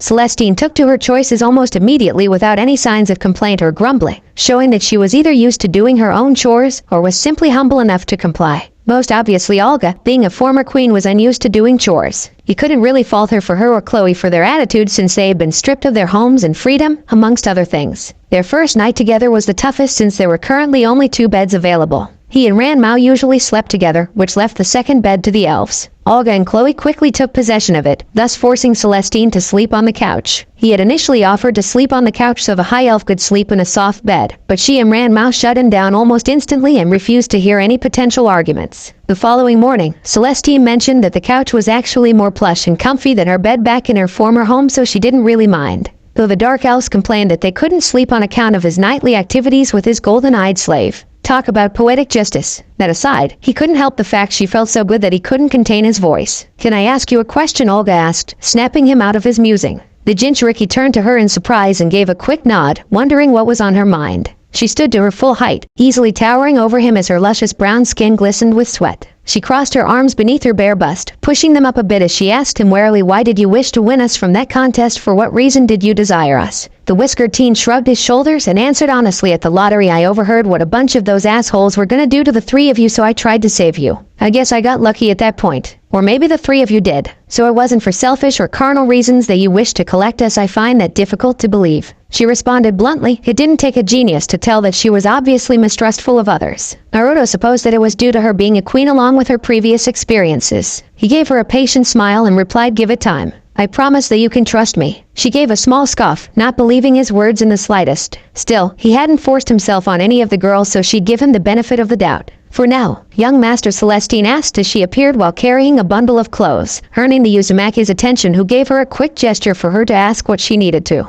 "Where do your parents keep their clothing? I didn't see any adult-sized clothing except Ranmao's outfit." The whiskered teen sighed, and remembered that he forgot to inform them of his status as an orphan. He sighed as he spoke. "I don't have any parents. I'm an orphan." At that, Celestine let out a shocked gasp, and the fallen queen raised an eyebrow, feeling a bit surprised by this news. "But what of your adoptive parents? Do you not have any family at all?" Olga asked out of curiosity, finding it difficult to believe that a child would be left to fend for himself. Chloe also appeared, having overheard their conversation thanks to the heightened senses of being an elf, and was now wondering the same thing upon hearing her new master. Naruto sighed and gave them the quick rundown of his life, from his lonely childhood, his former living conditions, and so forth, leaving the elves completely stunned that he had lived most of his life on his own with barely any adult supervision. And from his description of his former apartment, he had been living in complete squalor. "You poor thing," Celestine muttered sympathetically and wrapped him in a warm hug, planting his head in her ample bosom. He tensed up for a moment but quickly relaxed in her embrace, her breasts feeling warm and soft like pillows. He was sure if he tried to grab them, his hands would instantly sink into the warm flesh. Reluctantly, he broke away from the high elf and spoke, "Thanks, Celestin.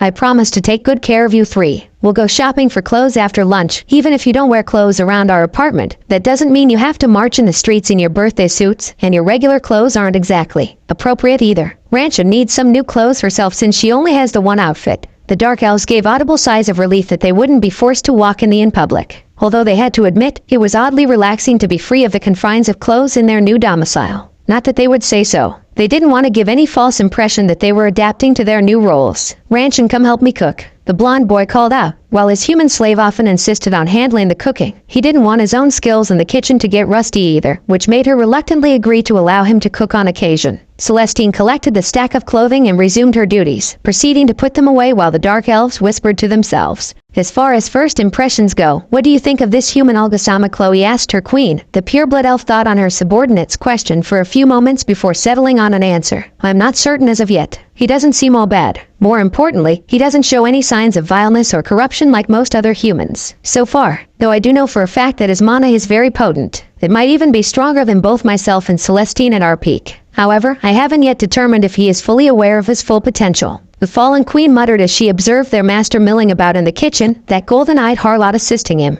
which was good since she'd be distracted for now. "So if we somehow collect his mana, we could get our revenge and take back our kingdom?" Chloe asked, her heart thundering in her chest as she hoped for a positive answer. Her hands clenching and unclenching as she imagined strangling the life out of that mercenary. "Possibly, yes, assuming we can also free ourselves from slavery. In the meantime, we must try and collect as much mana as possible. But there's a catch. His sperm seems to be the most potent source," the queen muttered at the end with a frown, her words making her aide slump her shoulders in great disappointment. "So you mean we must have with a human adolescent? Ugh. Just the thought of collecting his seed makes me ill. It was so stinky and gross. But if it's for the sake of my queen, I'll do anything for our revenge. I'll collect his seed on my own." The blonde half-elf spoke as she clenched her fist tight. "You would do that for me, but what about?" the pureblood queen asked, but was cut off by her faithful subordinate. "None of that matters. What matters is our revenge. I don't care what happens to me or my body or what I must do. I just want my queen to be happy and for Vol to pay." Chloe spoke in a determined voice, already making up her mind on what she needed to do. Even though it sickened her to be in relations with a human, she'd swallow her pride for her queen and do what needed to be done. Celestine in the next room overheard them thanks to her sensitive ears. She couldn't blame them for wanting revenge. It was a natural response after losing so much. But she didn't want them to take advantage of their young master either. She would need to warn him of the dark elves plotting.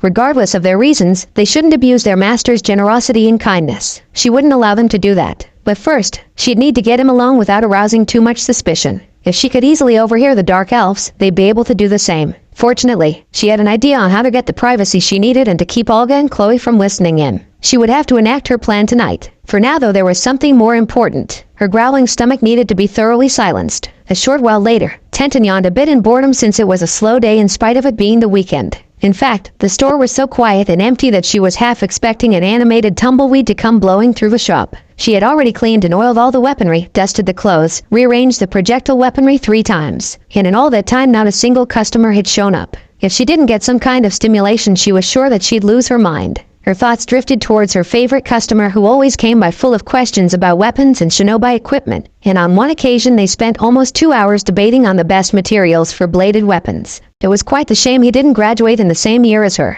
She would have loved having him on her team. She bit her lip and glanced through the store again, since there was nobody present and she was all alone. There was a certain itch she needed to scratch. She slipped her hand inside her pants, rubbing her teenage through the fabric of her panty with a low and muttered mmm. Naruto. She was suddenly interrupted, making her yank her hand from her pants and blush profusely that she had tried masturbating while on the clock. And wouldn't you know it, it was Naruto himself with a group of women following behind him, 3 of which had pointed ears. Her blush deepened upon seeing the rather revealing outfits that the 3 had and wondered if they were cosplayers. Those outfits looked extremely real. Hey Tension, good to see you again. Busy today? The whiskered teen asked in a friendly tone. The weapon user turned her head away as she tried to hide her blush and replied nah. Pretty slow. Were these girls with you? Naruto rubbed the back of his head sheepishly and answered well. Their names are Ranmao, Chloe, Olga, and Celestine. They're my slaves. The bun-haired girl jaw dropped at that. She had heard the rumors circulating around, but she didn't believe them at all, knowing Naruto wasn't the type to get involved with the slave markets. She didn't know how or why he now owned slaves, but she wasn't going to ask any questions or judge him for it. She'd simply give him the benefit of the doubt and assume it was for good reasons. There was an awkward silence between them for a few moments until Naruto cleared his throat and spoke, as you can probably tell. Their outfits aren't exactly modest in nature. I was hoping you could help them find some new clothes to wear while out in public. The brunette nodded and guided the girls to the clothing racks to let them browse and pick out what they wanted. Ranmao almost immediately picked out a few sets identical to what she already owned, so she was the first to finish. Olga chose a black t-shirt with a skull on the front, a pair of jeans, a black leather jacket, a pair of leather gloves, spikes along the knuckles, and a pair of shinobi sandals. Chloe wore a dark blue shirt that had "For the Queen" printed across the front, a pair of denim shorts that showed off her legs, and a pair of shinobi sandals. Celestine took a little bit longer since she wanted something more comfortable for her large breasts. Eventually, she settled for a bright pink tank top with a peace symbol on the front. Like Chloe, she took a pair of denim shorts and wore her own sandals for footwear. "Heh, you girls look good," Naruto spoke, complimenting the elves on their new outfits. The elf queen scoffed and muttered something about looking good in almost anything. The half-elf waved his compliment off but inwardly appreciated the praise anyway, while the fallen goddess seemed to be giving a happy smile. Naruto, why do you have those 3 wearing elf ears instead of yours or something? They look awfully real, Tenten asked, noticing that even after the girls had exited the changing rooms, they hadn't taken off their pointed ears. Naruto raised an eyebrow at the odd question and then realized he hadn't mentioned they were actually real true-life elves. He chuckled and answered her about that. They're real. You're looking at 3 real-life elves. At his words, the weapon user's jaw dropped to the floor as she saw Celestine's ears twitch a bit. After a few long moments of silence, the blonde boy snapped his fingers a few times in front of her face only to receive no response. It seemed like her mind had shut down. Come on, Tension. Elves existing can't be the weirdest thing in the world. Not when we have things like summons and the like. Not to mention there's that weird sunset genjutsu your sensei and Lee does. He spoke, trying to snap her from her stupor. She quickly shook her head and muttered that he made a good point, and then something about how vast the world really was. Shrugging, Naruto purchased the girls' clothes along with matching outfits for each of them and departed from the store, leaving the bun-haired girl to her thoughts. He decided now was as good a time as any to show his new slaves around the village so they would know the lay of the land in case they needed to go out on their own or run errands. He showed them the grocery markets, the Hawkage Tower, pointed out the Hawkage Mountain, and gave a basic summary of Konoha's history and customs. And finally, he showed them the academy and gave a brief version of his time there and his goals. I see. So your Hawkage is your king, chosen by merits and not through who rules over your village and its military forces. Is that correct? Olga asked out of curiosity, earning a nod of confirmation from her master. And you wish to someday take this title for yourself. But first you must study and train in this academy to become a full-fledged soldier, heir, ninja. Chloe spoke, though her statement sounded more like a question prompting a yes from the Jinchuriki. And by becoming Hawkage you hope to gain the recognition and respect of your peers. And if nothing else, you believe it to be a sort of poetic revenge against those who tried to sabotage your childhood. Celestine noted. Once again Naruto gave a quick yes. But young master fail. Twice already. Why? Ranmao asked, tilting her head to the side. He certainly wasn't lacking for stamina, so that wasn't a problem. Was there some other reason? Not for lack of trying. My 2 biggest problems is my lack of taijutsu training, which puts me at a major disadvantage during sparring sessions. And perhaps more importantly, the clone jutsu. A technique that lets me create illusionary duplicates of myself, but for some reason I can't cast it properly, no matter how much I practice with it. That goddamn jutsu cost me my chance at graduation twice now, and I am not about to go through a 4th year in this hell. He explained, his frustration for being held back in the academy quickly becoming apparent. And the teachers, have they not offered any advice on your plight or offered some alternative means for you to make the grade?" The high elf asked with a raised eyebrow, earning a negative shake of the head from the Uzumaki, making her frown and wonder why the teacher were not helping him in school. It seemed strange and suspicious to her. Ranmao, good fighter, assassin, know many styles, can teach dim mak. The golden-eyed slave offered, placing a gently closed fist to an open palm and giving a respectful bow. At her offer, the Uzumaki stared at her in gratitude and amazement, and even the elf seemed impressed. Even in the far corners of the world, they'd heard of the legendary touch of death employed by masters of pressure points and martial artists. How did this girl learn such advanced techniques then again? Maybe it was better if they didn't know. "I would greatly appreciate that, Ranshin. Can we start tomorrow after school?" her master requested, and the human slave curtly nodded without hesitation, almost as if she were happy to be of any kind of assistance to him. He gave an appreciative smile and clasped his hands behind his head and spoke thanks. "Anyway, girls, if you want, you can explore the village for a while on your own. Just be sure to get back before dark. I'll be at home." At that, Ranmao bowed and departed in a random direction without so much as a word. The Dark Elves decided to check out more of the shops and see if there was anything of interest that may help them in their quest for revenge. Celestine, however, saw this as the ideal opportunity to warn her master, since her fellow elves would be out and about, far out of their range of hearing. "If it is all the same, young master, I'll accompany you home," Celestine offered, earning a shrug from her master as they headed home. Minutes later, they arrived at their destination. After locking the front door, Naruto made a mental note to have more keys made so his elven slaves could come and go as they liked. Celestine didn't waste any time in stripping herself of her clothing, leaving her pleasantly plump body on full display. She sat next to her master on the couch and gave him a gentle smile as she spoke. "Young master, there is something I must tell you. I believe that Olga and Chloe will seek to take advantage of your kind nature. They were speaking about how strong your mana is and collecting it by extracting your seed. I believe Chloe will attempt to seduce you so she can collect it for their revenge." Naruto was surprised by the news, but then, maybe he shouldn't be that surprised. He couldn't blame the Dark Elves to want to go home or seek vengeance against the man who sold them into slavery. "I'll talk to them about it later. If they want to be free, I'll let them go. I have no reason to keep any of you here if you don't want to be." "Do you want to go home too?" he asked, and the High Elf shook her head negatively. "No, I don't think I have the heart to face my people after what happened.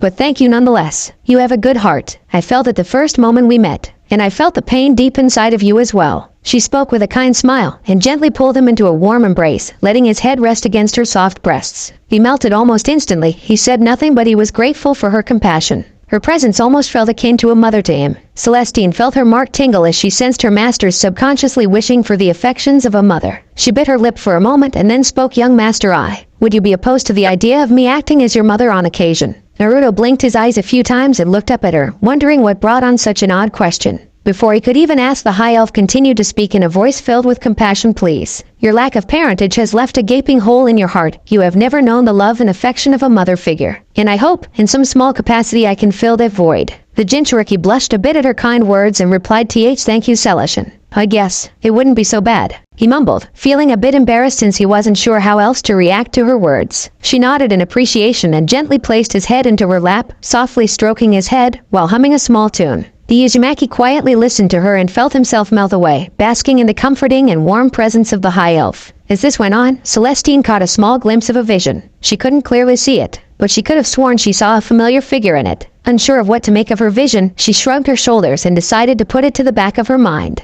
Her master was what was important now. Speaking of her master, she now found herself glancing at his crotch, still remembering when Ranmao had shown off his and stroked him with her feet to an explosive. Just from taking in the scent of his semen and seeing his, had awoken something in her. Desire. However, she wouldn't dare force herself onto him unless he was alright with it. That aside, she didn't want to risk spoiling the comfortable mood. For now, it was enough to simply be here for him. The sound of snoring was soon heard as her master had fallen asleep. Giving a soft smile, she gently carried him to his bed and tucked him in, planting a gentle kiss on his cheek as a show of affection. With that, she quietly left the room and allowed him his rest, knowing he would need it both for school and when he spoke with her counterparts, the Dark Elves. A short while later, Naruto yawned as he awoke from his nap, feeling refreshed, and found himself in his bed. He guessed that Celestine placed him there. He felt a familiar weight on him and smirked as he turned his head to the side, finding the stoic gaze of Ranmao watching him. "Hey Ranchin, what did you do today?" he asked her with a smile. The only response he got from her was scouting. He raised an eyebrow at her answer but said nothing about it as he got up from the bed and stretched. "Chloe and Olga make it back yet?" he asked, and the golden-eyed woman gave a curt yes. He muttered a quick thanks and entered the living area where he found the elves watching television. A horror movie played on the screen as a female was shown running through the woods, screaming hysterically. Celestine had her face hidden behind a pillow while the two brown-skinned elves watched the movie with a scrutinizing gaze. Why is this female scream so loudly and so much? The only thing she can do to make it easier for the killer to find her is to drop to her knees and wait for him to end her existence. Olga asked more to herself as she crossed one leg over the other. The Uzumaki chuckled a bit and spoke. Horror movies are filled with all kinds of cliches. And yes, the sluts are always amongst the first to die. He took a seat next to Celestine and placed a gentle hand on her thigh, putting her at ease since she didn't seem to like scary movies. He then turned to the dark elves and spoke. Olga, Chloe, we need to talk about what the fallen queen asked in a disinterested voice. Her attention locked on the screen as she gave it a judging look while muttering things like run for it or not that way or a drunk donkey can move faster. I know that you want to collect my mana. He spoke plainly, making the dark elves stiffen in their seats and turn towards him. They glanced over towards the high elf and suspected that she had told them about their plans. Before they could get a word in, he raised a hand and continued to speak. Now, girls, I'm not mad at you. I already know that you just want to go home and take your revenge on the guy that sold you into slavery. If you really want to go home that badly, I'll see about letting you go free. I promise. Tomorrow after school, I'll head straight for the Hawkage's office and ask what it will take to let you go. I promise. They were absolutely stunned at his words. He knew that they had conspired against him, but he wasn't going to punish them, and more importantly, he was just going to cut them loose. You're just going to let us go just like that? What's the catch? Chloe asked suspiciously, sending him a suspicious glare. No catch, no strings attached, no hidden agendas. I wanted to save you from being stuck with someone who might do horrible things to you, and so I did.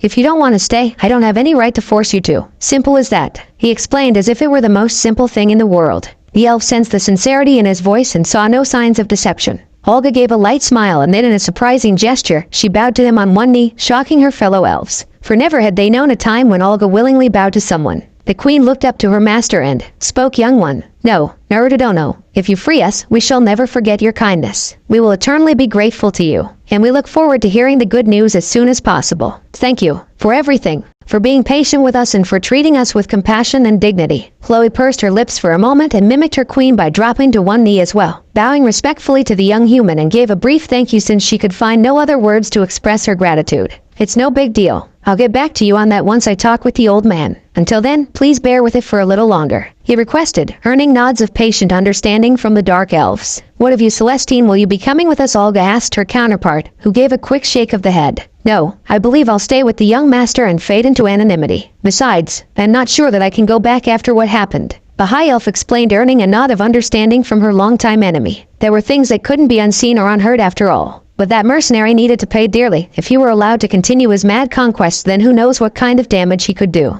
Naruto then approached the fallen queen and wrapped her in a hug. She was surprised by the gesture but relaxed into it and returned it. I know we've only been together for only a day, but it was nice having you here. I'll miss you and Chloe, and I hope you'll come back and visit. Just do me a favor. Don't become as bad as the guy you're after. The blonde spoke and then broke off the hug. His words touched the hearts of the brown-skinned elves as they smiled a little. If there were more humans like you that cared more for the lives of others instead of personal gain, that valued good food, home, and happiness above money and power, the world would be a brighter place. We elves live long lives, but we also have long memories, thus we can carry old hatreds and grudges for centuries. But, so long as there are humans like you, perhaps a dream for peace isn't so naive. Olga spoke, then gave a small wink to Celestine, who returned the gesture as she beamed happily. Naruto crossed his arms with a toothy grin and spoke. With that said, we should have a big feast and celebrate your soon-to-come freedom. Ran-chan, I need your help with the cooking, he called out, waiting for his first slave to appear. However, she was nowhere to be seen. It was kind of strange since she was usually so prompt. Where could she have gone? She was just in bed with him a few minutes ago. The lock to the front door clicked as Ranmao appeared fully clothed, although she was covered in a bit of dirt and grime and her skin was covered in a sheen of sweat. She was carrying a burlap sack over her shoulder and locked the door behind her. What were you doing, Ranchan, and what's in that sack? The whiskered teen asked with a raised eyebrow. Hunting. Secret. Tell later. Master, call for dinner, she asked at the end, prompting her master to nod, and then she tossed the sack into a nearby closet where it landed with a soft thump. Her response earned some confused looks, but they decided not to question it. Not when they had dinner on their minds. A short while later, their home was soon filled with the smell of delicious food and the sounds of joyful and light-hearted conversation. Although unknown to them, they had no idea what tomorrow had in store for them. The next morning, Kami, why do the weekends have to be so short and pass by so quickly? Naruto grumbled irritably as he made the inevitable march towards the academy. He couldn't wait for the day of graduation, so he wouldn't need to make this walk anymore or have to listen to any more history lectures. If he had to listen to one more lecture about Konoha's founding, he was going to jump out the nearest window. He walked down the all-too-familiar halls and entered his classroom where the other students were already gathered and chatting amongst themselves. Well, look who it is, the perverted slave owner. Sakura spoke mockingly, pointing an accusatory finger at the blonde with her fellow fangirls following her example, like a bunch of mindless sheep. He didn't even bother responding as he took a seat next to Hinata since it was the farthest one from the banquette. The Harem bristled a bit at being ignored and continued to hound the Uzumaki. Do you feel proud of yourself, you piece of? I bet you make them waltz around in the buck all day long, and you corrupt them and them until they became mindless whores. The blonde couldn't help but chuckle under his breath a little. She wasn't completely wrong about but she wasn't exactly right since he didn't make them, and if anything, Ram-Mao was the one corrupting him with their nightly sessions. She even woke him up with a morning today to cure his morning. Did you just laugh? You think this is funny? Sakura screeched in anger, her face turning red in frustration and rage with a vein bulging across her forehead. Shut up, came a quiet voice, but it was still loud enough for the Haruni to hear. But it didn't come from the Uzumaki. He took a moment to realize the source of the voice belonged to Hinata. Wow, you actually managed to say something without a stutter. But I don't think I quite got the message. You want to say it again louder this time? Sakura asked and held a hand to her ear, waiting for the Hyuga's response. I told you to shut your pie hole, you gold digging. Nobody is impressed with your little morally superior act. Hinata spoke bluntly, and this time her voice was heard all across the classroom. Everyone was now staring at Hinata since they couldn't ever remember a time when she'd spoken like that before.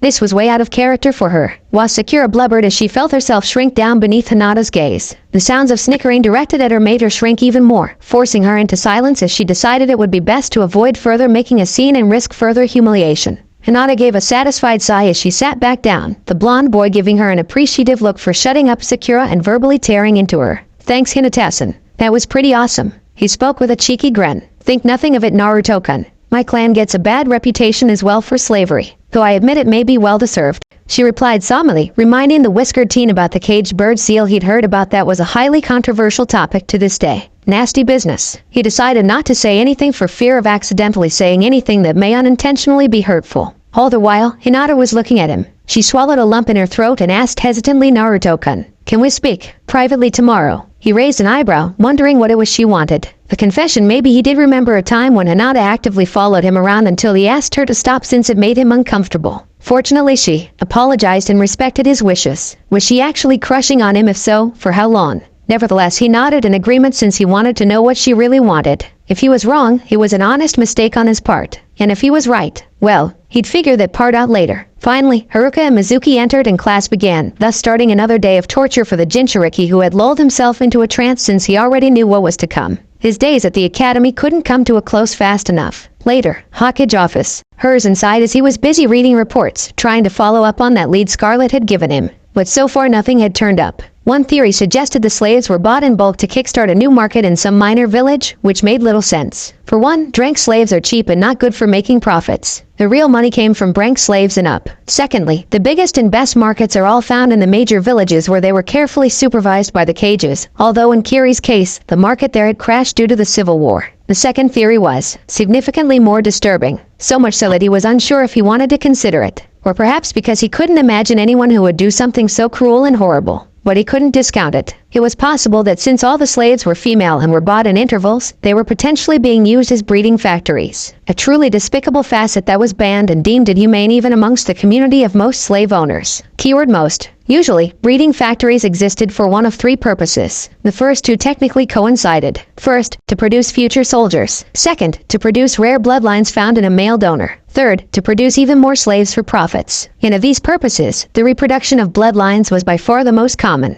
It was possible that someone was planning to forcibly take a semen sample from Sasuke and artificially inseminate multiple females to revive the Sharingan. If they haven't already, he would need to question Sasuke and see if anything unusual had happened around or to him, or if any strangers approached him. The Sandame's musing was cut short when there was a knock on his door, prompting him to call to his visitor to enter. He was pleased to see that it was Naruto, who seemed to have a sleepy expression on his face. Hello, Naruto-kun. Have fun at the academy today? The aged Hokage asked in a mocking tone, only for the boy to flip him the bird, making him chuckle at his response. I heard you scored big at the slave lottery. Most impressive. But anyway, is there something you need? I have just reevaluated your stipend to accommodate your new slaves. More slaves means more expenses after all. Sandam spoke and showed the paperwork for the updated stipend, the amount making the blonde's eyes almost pop out of his head. Shaking off his surprise, the boy spoke Thanks, Gigi, but you may need to do it again. I wanted to ask how I could free any slaves that want to be free. Once he had finished speaking, the Sandam seemed a bit surprised but cleared his throat to prepare himself for what will be a long explanation. I see. I can only assume your slaves haven't told you, or they themselves are unaware. But the fact of the matter is, there is no way to truly free them, the Sanim said with a saddened expression. The blonde boy seemed utterly shocked and confused, prompting the Hawkeye to elaborate. The slave seal used by the Sma is a very intricate piece of work. Even if a master was kind enough to try and release his slaves, the slaves would either be compelled by the seal to return to his service, and if he still tries to send them away, they would be forced to return to the markets. And even if they were somehow able to resist the compulsion for a time, the results would still be the same.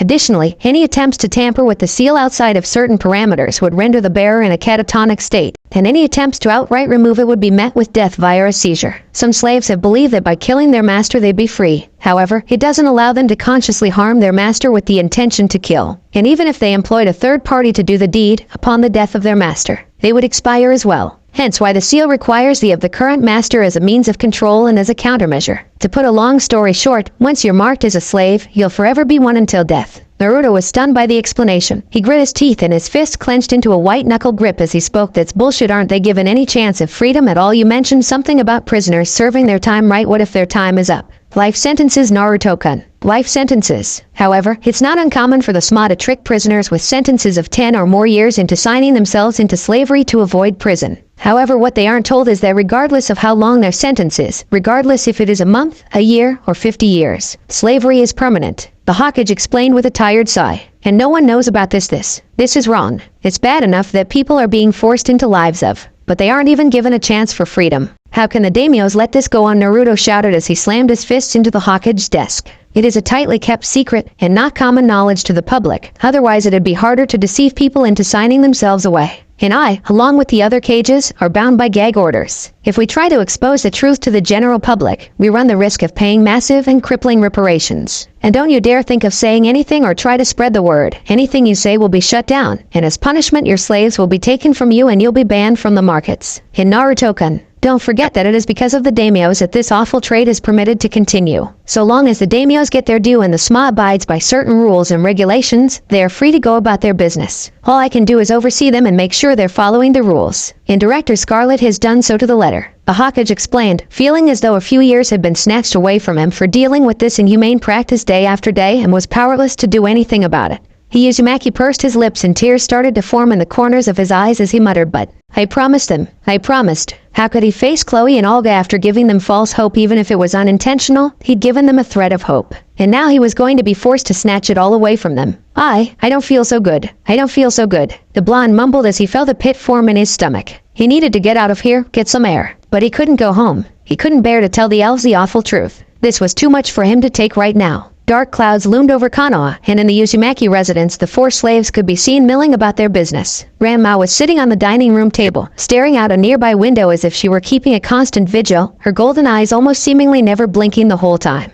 The elves seemed to be having a janken tournament to determine who had control of the TV remote. Chloe had already lost, so now it was down to the goddess and her dark counterpart. The two stared each other down, trying to read one another to determine what the most suitable play would be. Finally, they started tapping their fists on an open palm. And Celestine chose scissors, defeating Olga who'd chosen paper. Got him at the queen cursed at her loss while the high elf made a happy giggle as she plucked the remote from a nearby table. I warn you now, Celestine. If you choose to watch something with a bratty bald child again, I will smother you with your own breasts, Olga promised as she plopped herself down on the couch with a pouting expression, crossing her arms beneath her bare breasts which pushed them out a bit while her aide sat next to her. Not to worry, I won't be making that dreadful mistake again, the high elf promised as she turned on the television and began flipping through the channels for anything of interest. Thankfully, learning how to use this technology was quite easy and simple, very intuitive, even so it didn't take very long for them to adjust. Chloe anxiously looked at the clock as she awaited Naruto's return, eagerly waiting for news of when they could be released. Boy, isn't it taking a while for Naruto-san to be coming home, the half-elf asked as she chewed the inside of her cheek a bit, glancing towards the door as if she were expecting the young master to appear at any moment.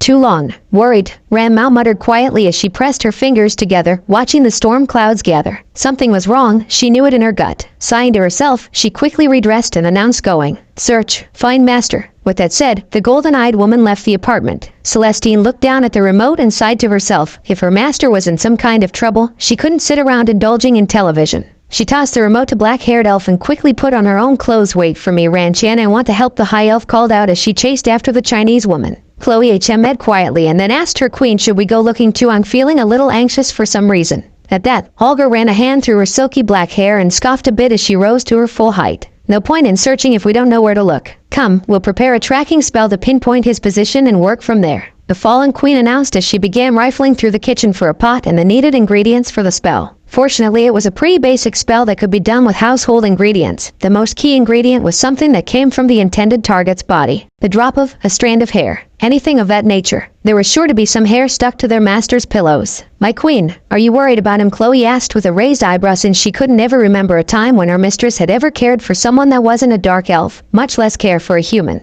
Olga pursed her lips for a moment and answered, maybe so. He's but a boy, and he has treated us fairly and has agreed to free us. As our patron, we must repay our debts to him. Now fetch me a hair sample. There should be some in the master's pillowcase since it hasn't yet been cleaned. Swiftly now, the queen commanded as she placed a large pot on the kitchen counter as her aide nodded and went to their master's bedroom. With any luck, the sooner they brought him home, the sooner they would be free. However, the dark elves had to quietly admit, there was indeed something endearing about that boy. Something pure and kind in him that brought out a part of them that they didn't think existed. Regardless of his promise to them, at the moment, they just wanted to make sure he got home safely. Meanwhile, Theove, darkness, water, salty water, drowning, suffocation, floating, weightlessness. These were what she had felt, tasted, and experienced. But now she only felt one thing, emptiness. There was nothing in her anymore. Not memory, not pain, not anything. Why was she here? What was she doing? Who was she? What was her purpose? Life slowly filled her again as she somehow gained the strength to move. Sluggishly she crawled in a narrow space, her body barely able to fit in these confines, the surroundings being wet, sticky, and there was an unholy foulness in what little air available that couldn't possibly be put into words. Then she saw it, a light, shining in the darkness, beckoning to her, calling her. With newfound strength she began to claw her way out. For every second she wasted, her light was getting farther away from her. She tried to call out, she tried to plead with it, to beg it to stay. But no sounds would come from her mouth. Don't go, come back, she screamed in her mind. She finally reached the end of the tunnel but was blocked by some kind of a gate. Still the light retreated ever farther away. But without a voice, she could not let the light know she was here. Tears leaked from her eyes, until she suddenly found something small and metallic in her hands. Grunting desperately, she began banging on the gates with the object in her hand, creating a loud clang sound. Again and again, she smashed the metal object against the gates, creating as much noise as possible, hoping the light was still in earshot. And then, a miracle, the light was returning. Ever closer it came, shining as bright as the sun. Its warm presence caused tears of joy to fill her eyes and her heart fluttered. Finally, the sun was within arm's reach of her. What happened to you? Are you okay? The sun asked in a worried voice. In response, she could only nod her head, her voice finally returning as she croaked out in a hoarse voice, yes. Your Highness, a minute earlier. Regular POV. Naruto sighed as he had his hands clasped behind his head as he aimlessly wandered about. He had no real destination in mind. He was just trying to avoid going home and having to explain the horrible truth to his slaves. Both Ranmao and Celestine expressed no desire to leave. But now, he felt he had just betrayed the trust that Chloe and Olga had placed in him. How would they react? Would they be angry? Would they fall into a deep depression? Would they lash out? He didn't know. And he had no idea how to soften the blow, or if there was even a way to ease whatever pain he was going to be forced to inflict on them with the terrible news. He's wrong, the blonde grumbled, feeling completely helpless at the moment. He looked up towards the sky and saw the storm clouds gathering. He sighed, knowing he was just delaying the inevitable. He would need to return sooner or later. He just wished he had better news to give. Sighing in defeat, he decided to make the long march towards home and began walking towards his apartment, only to stop when he heard a loud metallic clang. He paused for a moment and wondered if he was hearing things, but then he heard it again. It sounded like someone was trying to get someone's attention. Whoever it was could likely be in trouble. Not wanting to leave someone in trouble behind, he walked towards the general direction of the noise to investigate. It wasn't long before he managed to track the clanging to a sewer pipe, where he saw a figure covered in filth and God knows what else. He approached the figure, desperately trying to resist the urge to vomit as the overwhelming stench grew stronger the closer he got. From what he could tell, the figure was a woman, but he couldn't see if she was injured or not. What happened to you? Are you okay? He asked, hoping she wasn't seriously injured. If she was, then she'd no doubt need a hospital. He could see her mouth moving as if to speak and then heard her croak out, yes. Your Highness. He raised an eyebrow and wondered if she was perhaps delirious. Most likely she had some kind of a head injury. What kind of sick would attack a woman and dump them into a sewer? When I find that did this to you, I'll kick his. The blonde swore angrily. He looked about wondering if there was anyone passing by that could help, but the streets were empty, and thunder was rumbling in the sky. He feared that if the rain came down heavily enough, it was possible this poor woman may end up drowning.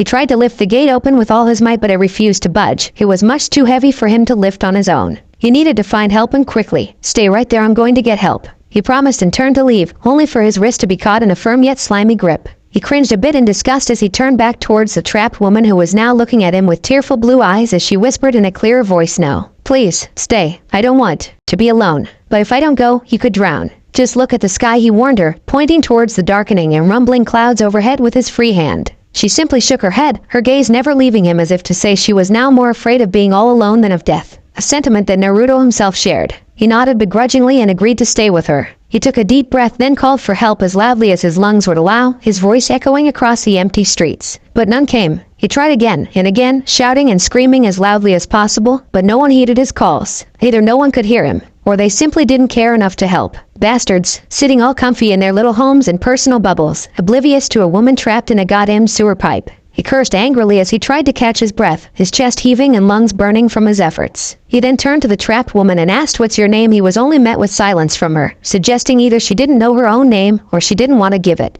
Though given her current predicament, he believed it to be the former reason, especially if she had some kind of head injury. "Are you hurt or bleeding from anywhere?" he asked in concern. He couldn't tell due to all the filth and grime coating her body. He sincerely hoped she didn't have any open injuries that could get infected or get some kind of weird disease. The woman checked herself over for a brief moment and replied, "No, I don't think so." The whiskered teen gave a sigh of relief at that. But a droplet of water hit the top of his head, reminding him of the rain that was coming soon. "Lady, I have to go now. It looks like a big storm is coming this way." He tried to warn her, trying to pull his hand free, but she wouldn't let go. Naruto, a familiar voice called out as the dark elves came running up to him, making the blonde sigh in utter relief. "What's going on here?" Chloe asked, demanding an explanation as she drew a kitchen knife, as she glared at the unknown woman in the pipe, likely believing that she was trying to hurt the Uzumaki. "Found this weird lady stuck in this pipe. We gotta get her out, like right now." Naruto spoke, prompting the elves to nod as they started to pull on the steel gate, making it creak and groan a little as it stubbornly refused to budge. At last, the woman released the Jinchuriki, allowing him to help the dark elves try and lift the gate open, but it was stuck tight.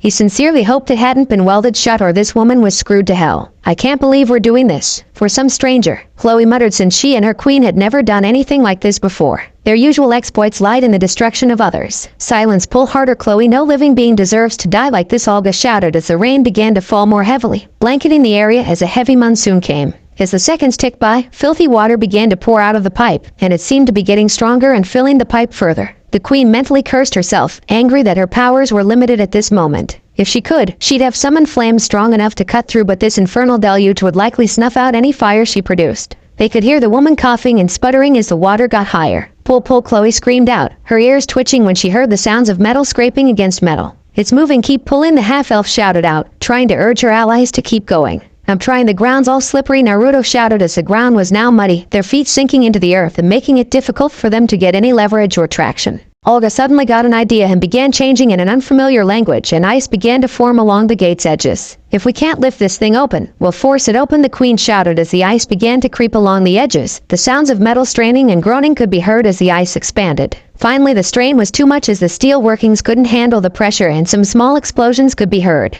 "Pull," Olga shouted, prompting the two blondes to yank hard with their remaining might, and the gate popped out of place, causing them to toss it into the mud. And at last, the stranger trapped in the pipe came spilling out, the water pressure forcing her out, making her land in the mud with a wet splat. Both blondes grabbed the woman's arms and pulled her clear of the water flow, allowing them to check her over. She displayed no signs of movement or breathing, so Naruto dropped to his knees and began performing compressions on her chest, hoping to force the water out of her lungs. After just a few tries, the woman's eyes snapped open and she coughed up the water inside of her, gasping for air before passing out again. Only this time her chest could be seen moving up and down with each breath. They all panted in exhaustion, with Chloe muttering between breaths, "You must love, saving damsels in distress." At her words, the Jinchuriki tiredly waved a dismissive hand. "If I see someone in trouble, I'm gonna do my best to help. Anyway, how'd you find me?" the whiskered teen asked, causing the elf queen to flash a map hidden inside an inner pocket of her jacket which had some kind of paint-like substance on it, and explained they used a minor tracking spell to track down his location while the others went off looking for him without so much as a plan.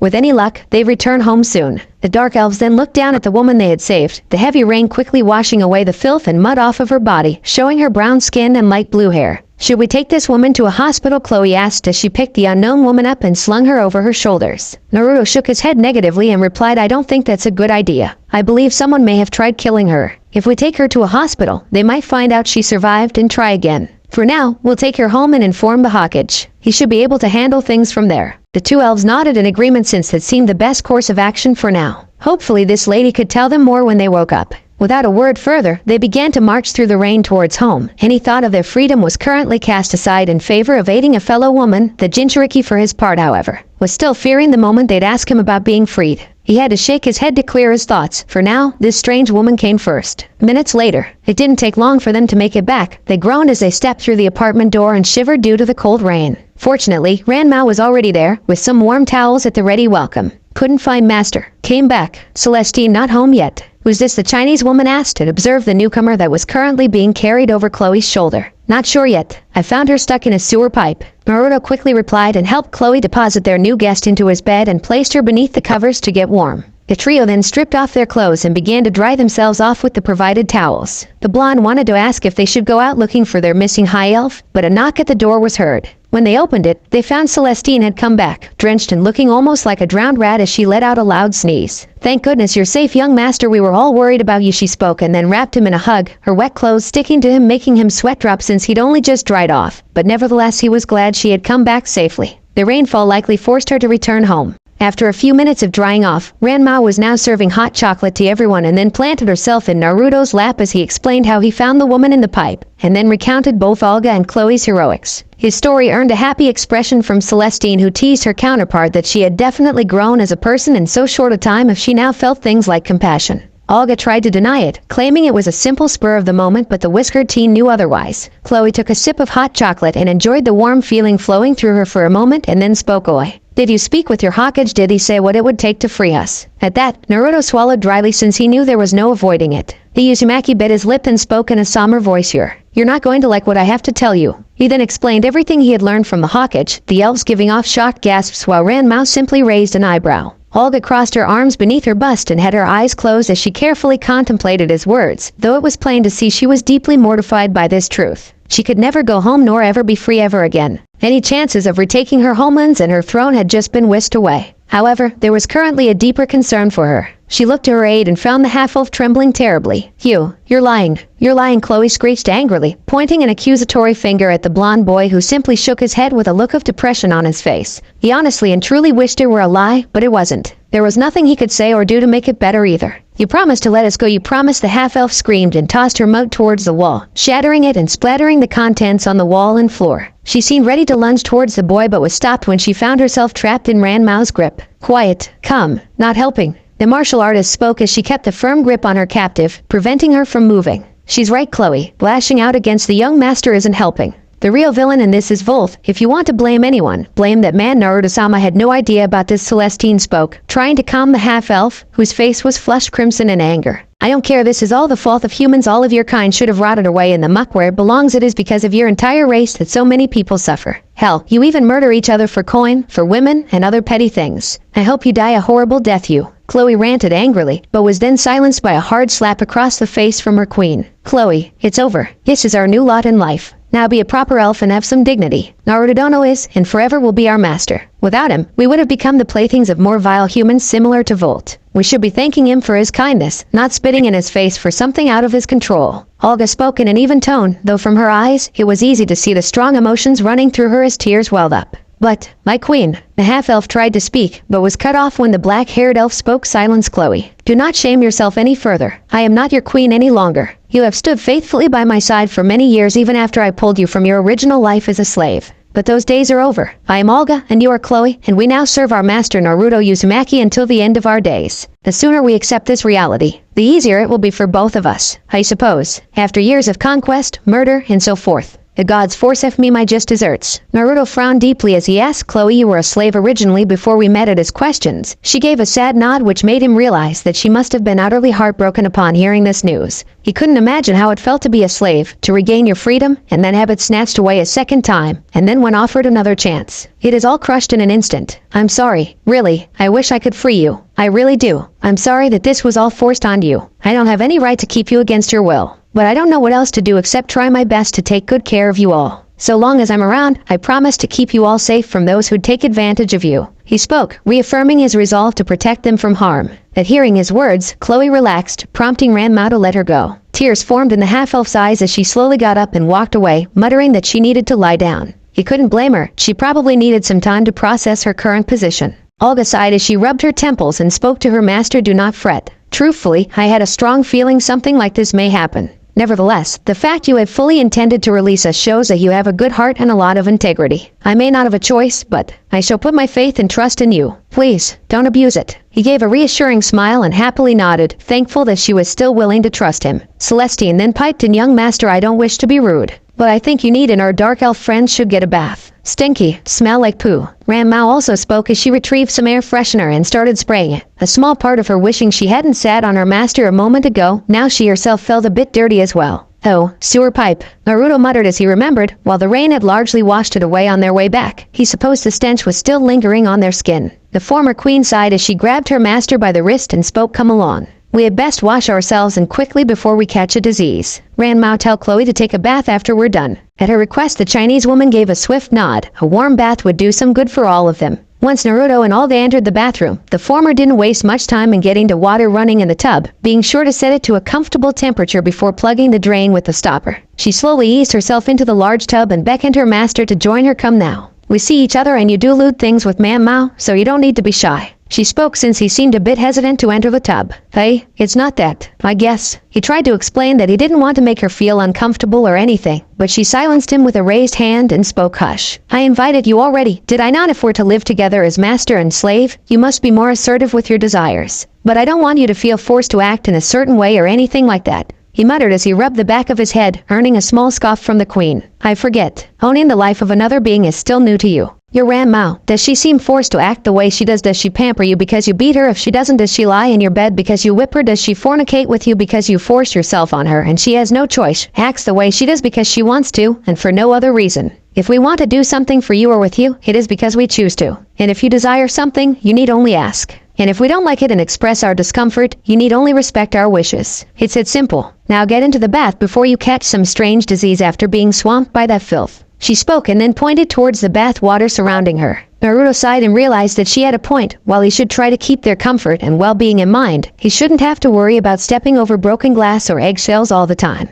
"You're right, I guess. I worry that I may let all of this go to my head. I don't want to take advantage of any of you," he mumbled as he stepped into the tub, which was easily large enough to fit 3 or 4 people easily, so there was plenty of space for him and the fallen queen. "Noble of you, but I don't think that'll be a problem given your character. But be forewarned, there is a difference between showing kindness and generosity to others and allowing those same people to abuse it." Celestine and her alliance found that out the hard way when their own people turned on them when Volt rose to power. She explained to him, making him nod since he was sometimes told by his classmates Shikamaru or Shino that he was too nice for his own good at times, which is what made it so easy for people to pick on or bully him. Sighing, Olga picked up a bottle of shampoo and poured some of the contents onto his scalp and began to scrub and lather his head with her slender fingers. He wanted to protest and say he could wash himself, but after recalling their conversation he decided to just let her do what she wanted. The queen smirked a bit and continued her ministrations, being careful not to be too rough on him. "I'm sorry, you know. I really am." He muttered an apology, still feeling guilty that he couldn't free them, the wound still fresh in his heart. "Hush. There's no point in saying sorry over and over for something you cannot help with. You had no prior knowledge nor intentionally gave false hope. You had no desire to cause us any pain, so stop saying you're sorry. If you have the time to say worthless things, then concentrate on doing what you promised, caring for us. And if you're worried about Chloe, give her time. She'll come to terms soon." She spoke in a scolding tone, feeling a strong urge to smack him upside the head for being an imbecile. She wasn't going to spoil him with honeyed words like her counterpart Celestine. She was going to tell him like it was and hammer it into him if need be. Luckily, it seemed the message came through as he nodded, knowing she made a good point. He couldn't change anything by saying he was sorry. That aside, his original goal had never changed. He was still going to protect them. She smiled a bit and dumped some water on his head, washing away the shampoo. She then grabbed a sponge and poured some body wash on it and scrubbed away at his body. HMPH, you should be grateful. It's not every day a child like you gets to enjoy a bath with a pure-blooded dark elf. A very rare treat indeed. She spoke with a haughty expression, and then pressed her soft breasts against his back as she scrubbed his chest. She continued to gently scrub away, her hand drifting down to his stomach, a small blush on her cheeks as she took in the scent of her master. Through the smell of the shampoo and soap, she could detect hints of foxes, of wild forests, and other scents that escaped her memory. And for some reason, it ignited certain desires in her. She had never known the pleasures of male companionship, her old home filled with nothing but lowly servants and filthy swine that believed themselves to be men. If she were truthful, perhaps some part of her didn't want to go back to such an ugly part of the world. Perhaps she would be happier now that she wasn't bound by the duties of being a queen and ruling over a kingdom of darkness. She was no longer burdened by anything that entailed her position of power and authority. Perhaps that in itself was a kind of freedom she'd never felt before. And now here she was, washing a human boy who was but 15 years of age. When she was done washing him, she smiled and spoke. "Now then, I washed you. Perhaps you should return the favor," she suggested with a sultry wink, making him blush a bit. But he nodded all the same, since it was only fair. "You needn't worry about my hair. I'll handle it myself. Be sure to get every nook and cranny of me." She spoke and got on all fours to give him easy access to her back and buttocks, prompting him to mumble a quick understood as he poured fresh body wash on the sponge and began scrubbing her body, being careful not to be too rough on her smooth brown skin. He had to admit, her body felt very nice as his hands roamed her form. She wasn't as plump in certain areas like Celestine, but she was still thicker and most certainly taller than Ram Mao. His hand still sank a bit into the dark elf's buttocks as he tried to scrub down her thighs while trying his best to not stare too much at her pink and her brown pucker. She giggled a bit and spoke. "No need to be shy. I get a good look at you all the time,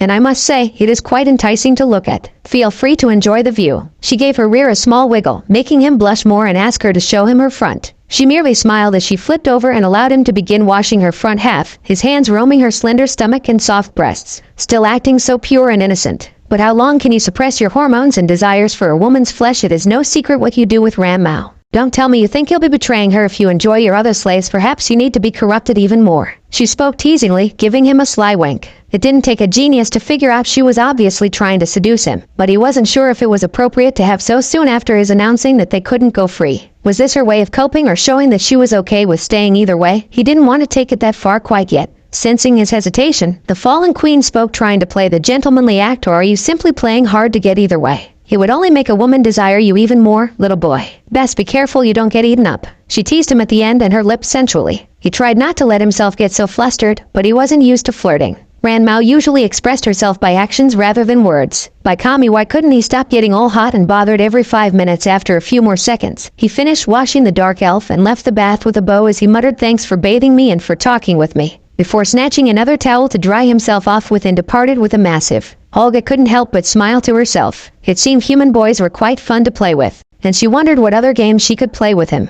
Perhaps she could punish him for leaving her in a state of arousal. She would need to speak with Ran Mao and discuss with her the best course in opening him up more to matters. A while later, the strange family of a master and his slaves were now gathered around the dinner table, enjoying their evening meal after everyone had their baths. Chloe was sadly picking at her food, her eyes downcast as a dark cloud of depression hanged over her head. Her master wanted to ask if she was okay, but decided against it since she certainly didn't seem okay and he wanted to give her some space. Ran Mao, as per usual, was sitting in his lap and personally feeding him while the high elf and her longtime enemy, former enemy, were chatting about a movie they saw on the TV an hour or so ago. Something about a cowboy and a space ranger that was quite endearing to them for some reason. "Excuse me, am I interrupting?" spoke a new voice. When they turned, they saw it was the woman that Naruto and the Dark Elves had earlier rescued from drowning.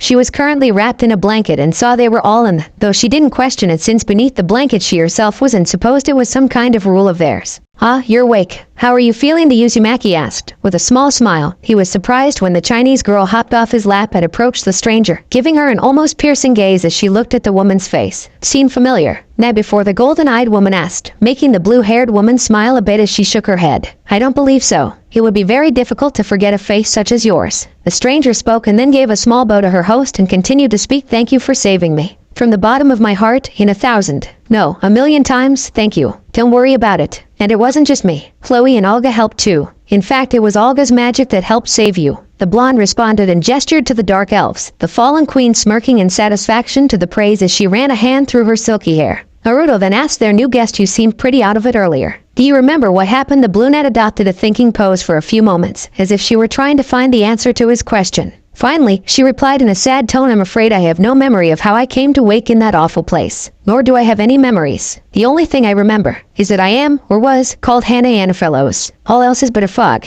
At least we have a name. I'll ask the Hawkage if anyone knows who you are or is looking for you. Until then, you can stay," he offered with a kind smile, both Olga and Celestine smiling at his kind-hearted nature while Chloe looked up with a ghost of a smile herself. "That is all well and good, but I must make a request. Please let me serve you. I owe you my life after all. These women, are they perhaps your servants?" she asked, since it didn't seem like they had any relation to him, and came to the assumption that perhaps they served him. Naruto rubbed the back of his head uncomfortably and replied, "No, they are actually my slaves." He couldn't afford to lie to her, but how would she react to his status as a slave owner? I see. Very well then," was her answer, stunning them all at the fact she'd accepted his answer so easily. "You're not bothered at all that I own slaves, and you aren't surprised to see elves?" the Jinchuriki asked, his second question directed towards the fact that she hadn't reacted at all to his elven slaves yet. "They're elves," Hannah asked in mild surprise, making them all wonder if she was totally oblivious or if she was just messing with them. Olga's eyebrow twitched a bit as she deadpanned, "These pointy ears aren't for show." The blue-haired woman shrugged her shoulders and replied, "You certainly don't treat them as slaves. I may not have memories of my own, but I do recall that slaves are often treated like trash. But here they sit at your table, all of you feasting together as equals, your bodies being free of any wounds or signs of ill health. I had no idea they were slaves until you mentioned it." At her explanation, Naruto realized that she did indeed make a point. He hadn't ever thought about it like that, once again showing him how oblivious and naive he was. "At any rate, please let me serve you. Accept my services as your new maid.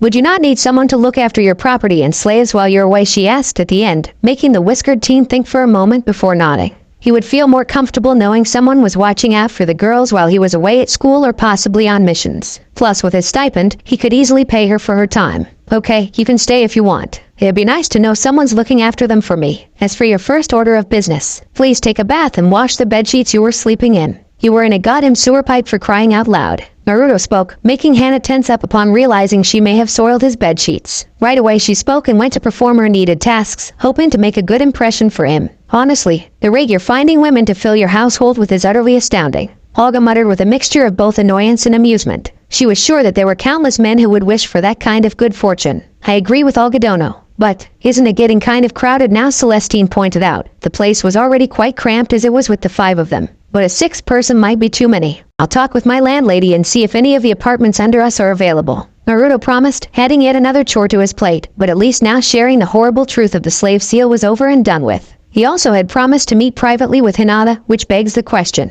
what did she want to speak to him about? As he thought about this, neither he nor his other slaves acknowledged the soft thumping coming from inside a certain closet.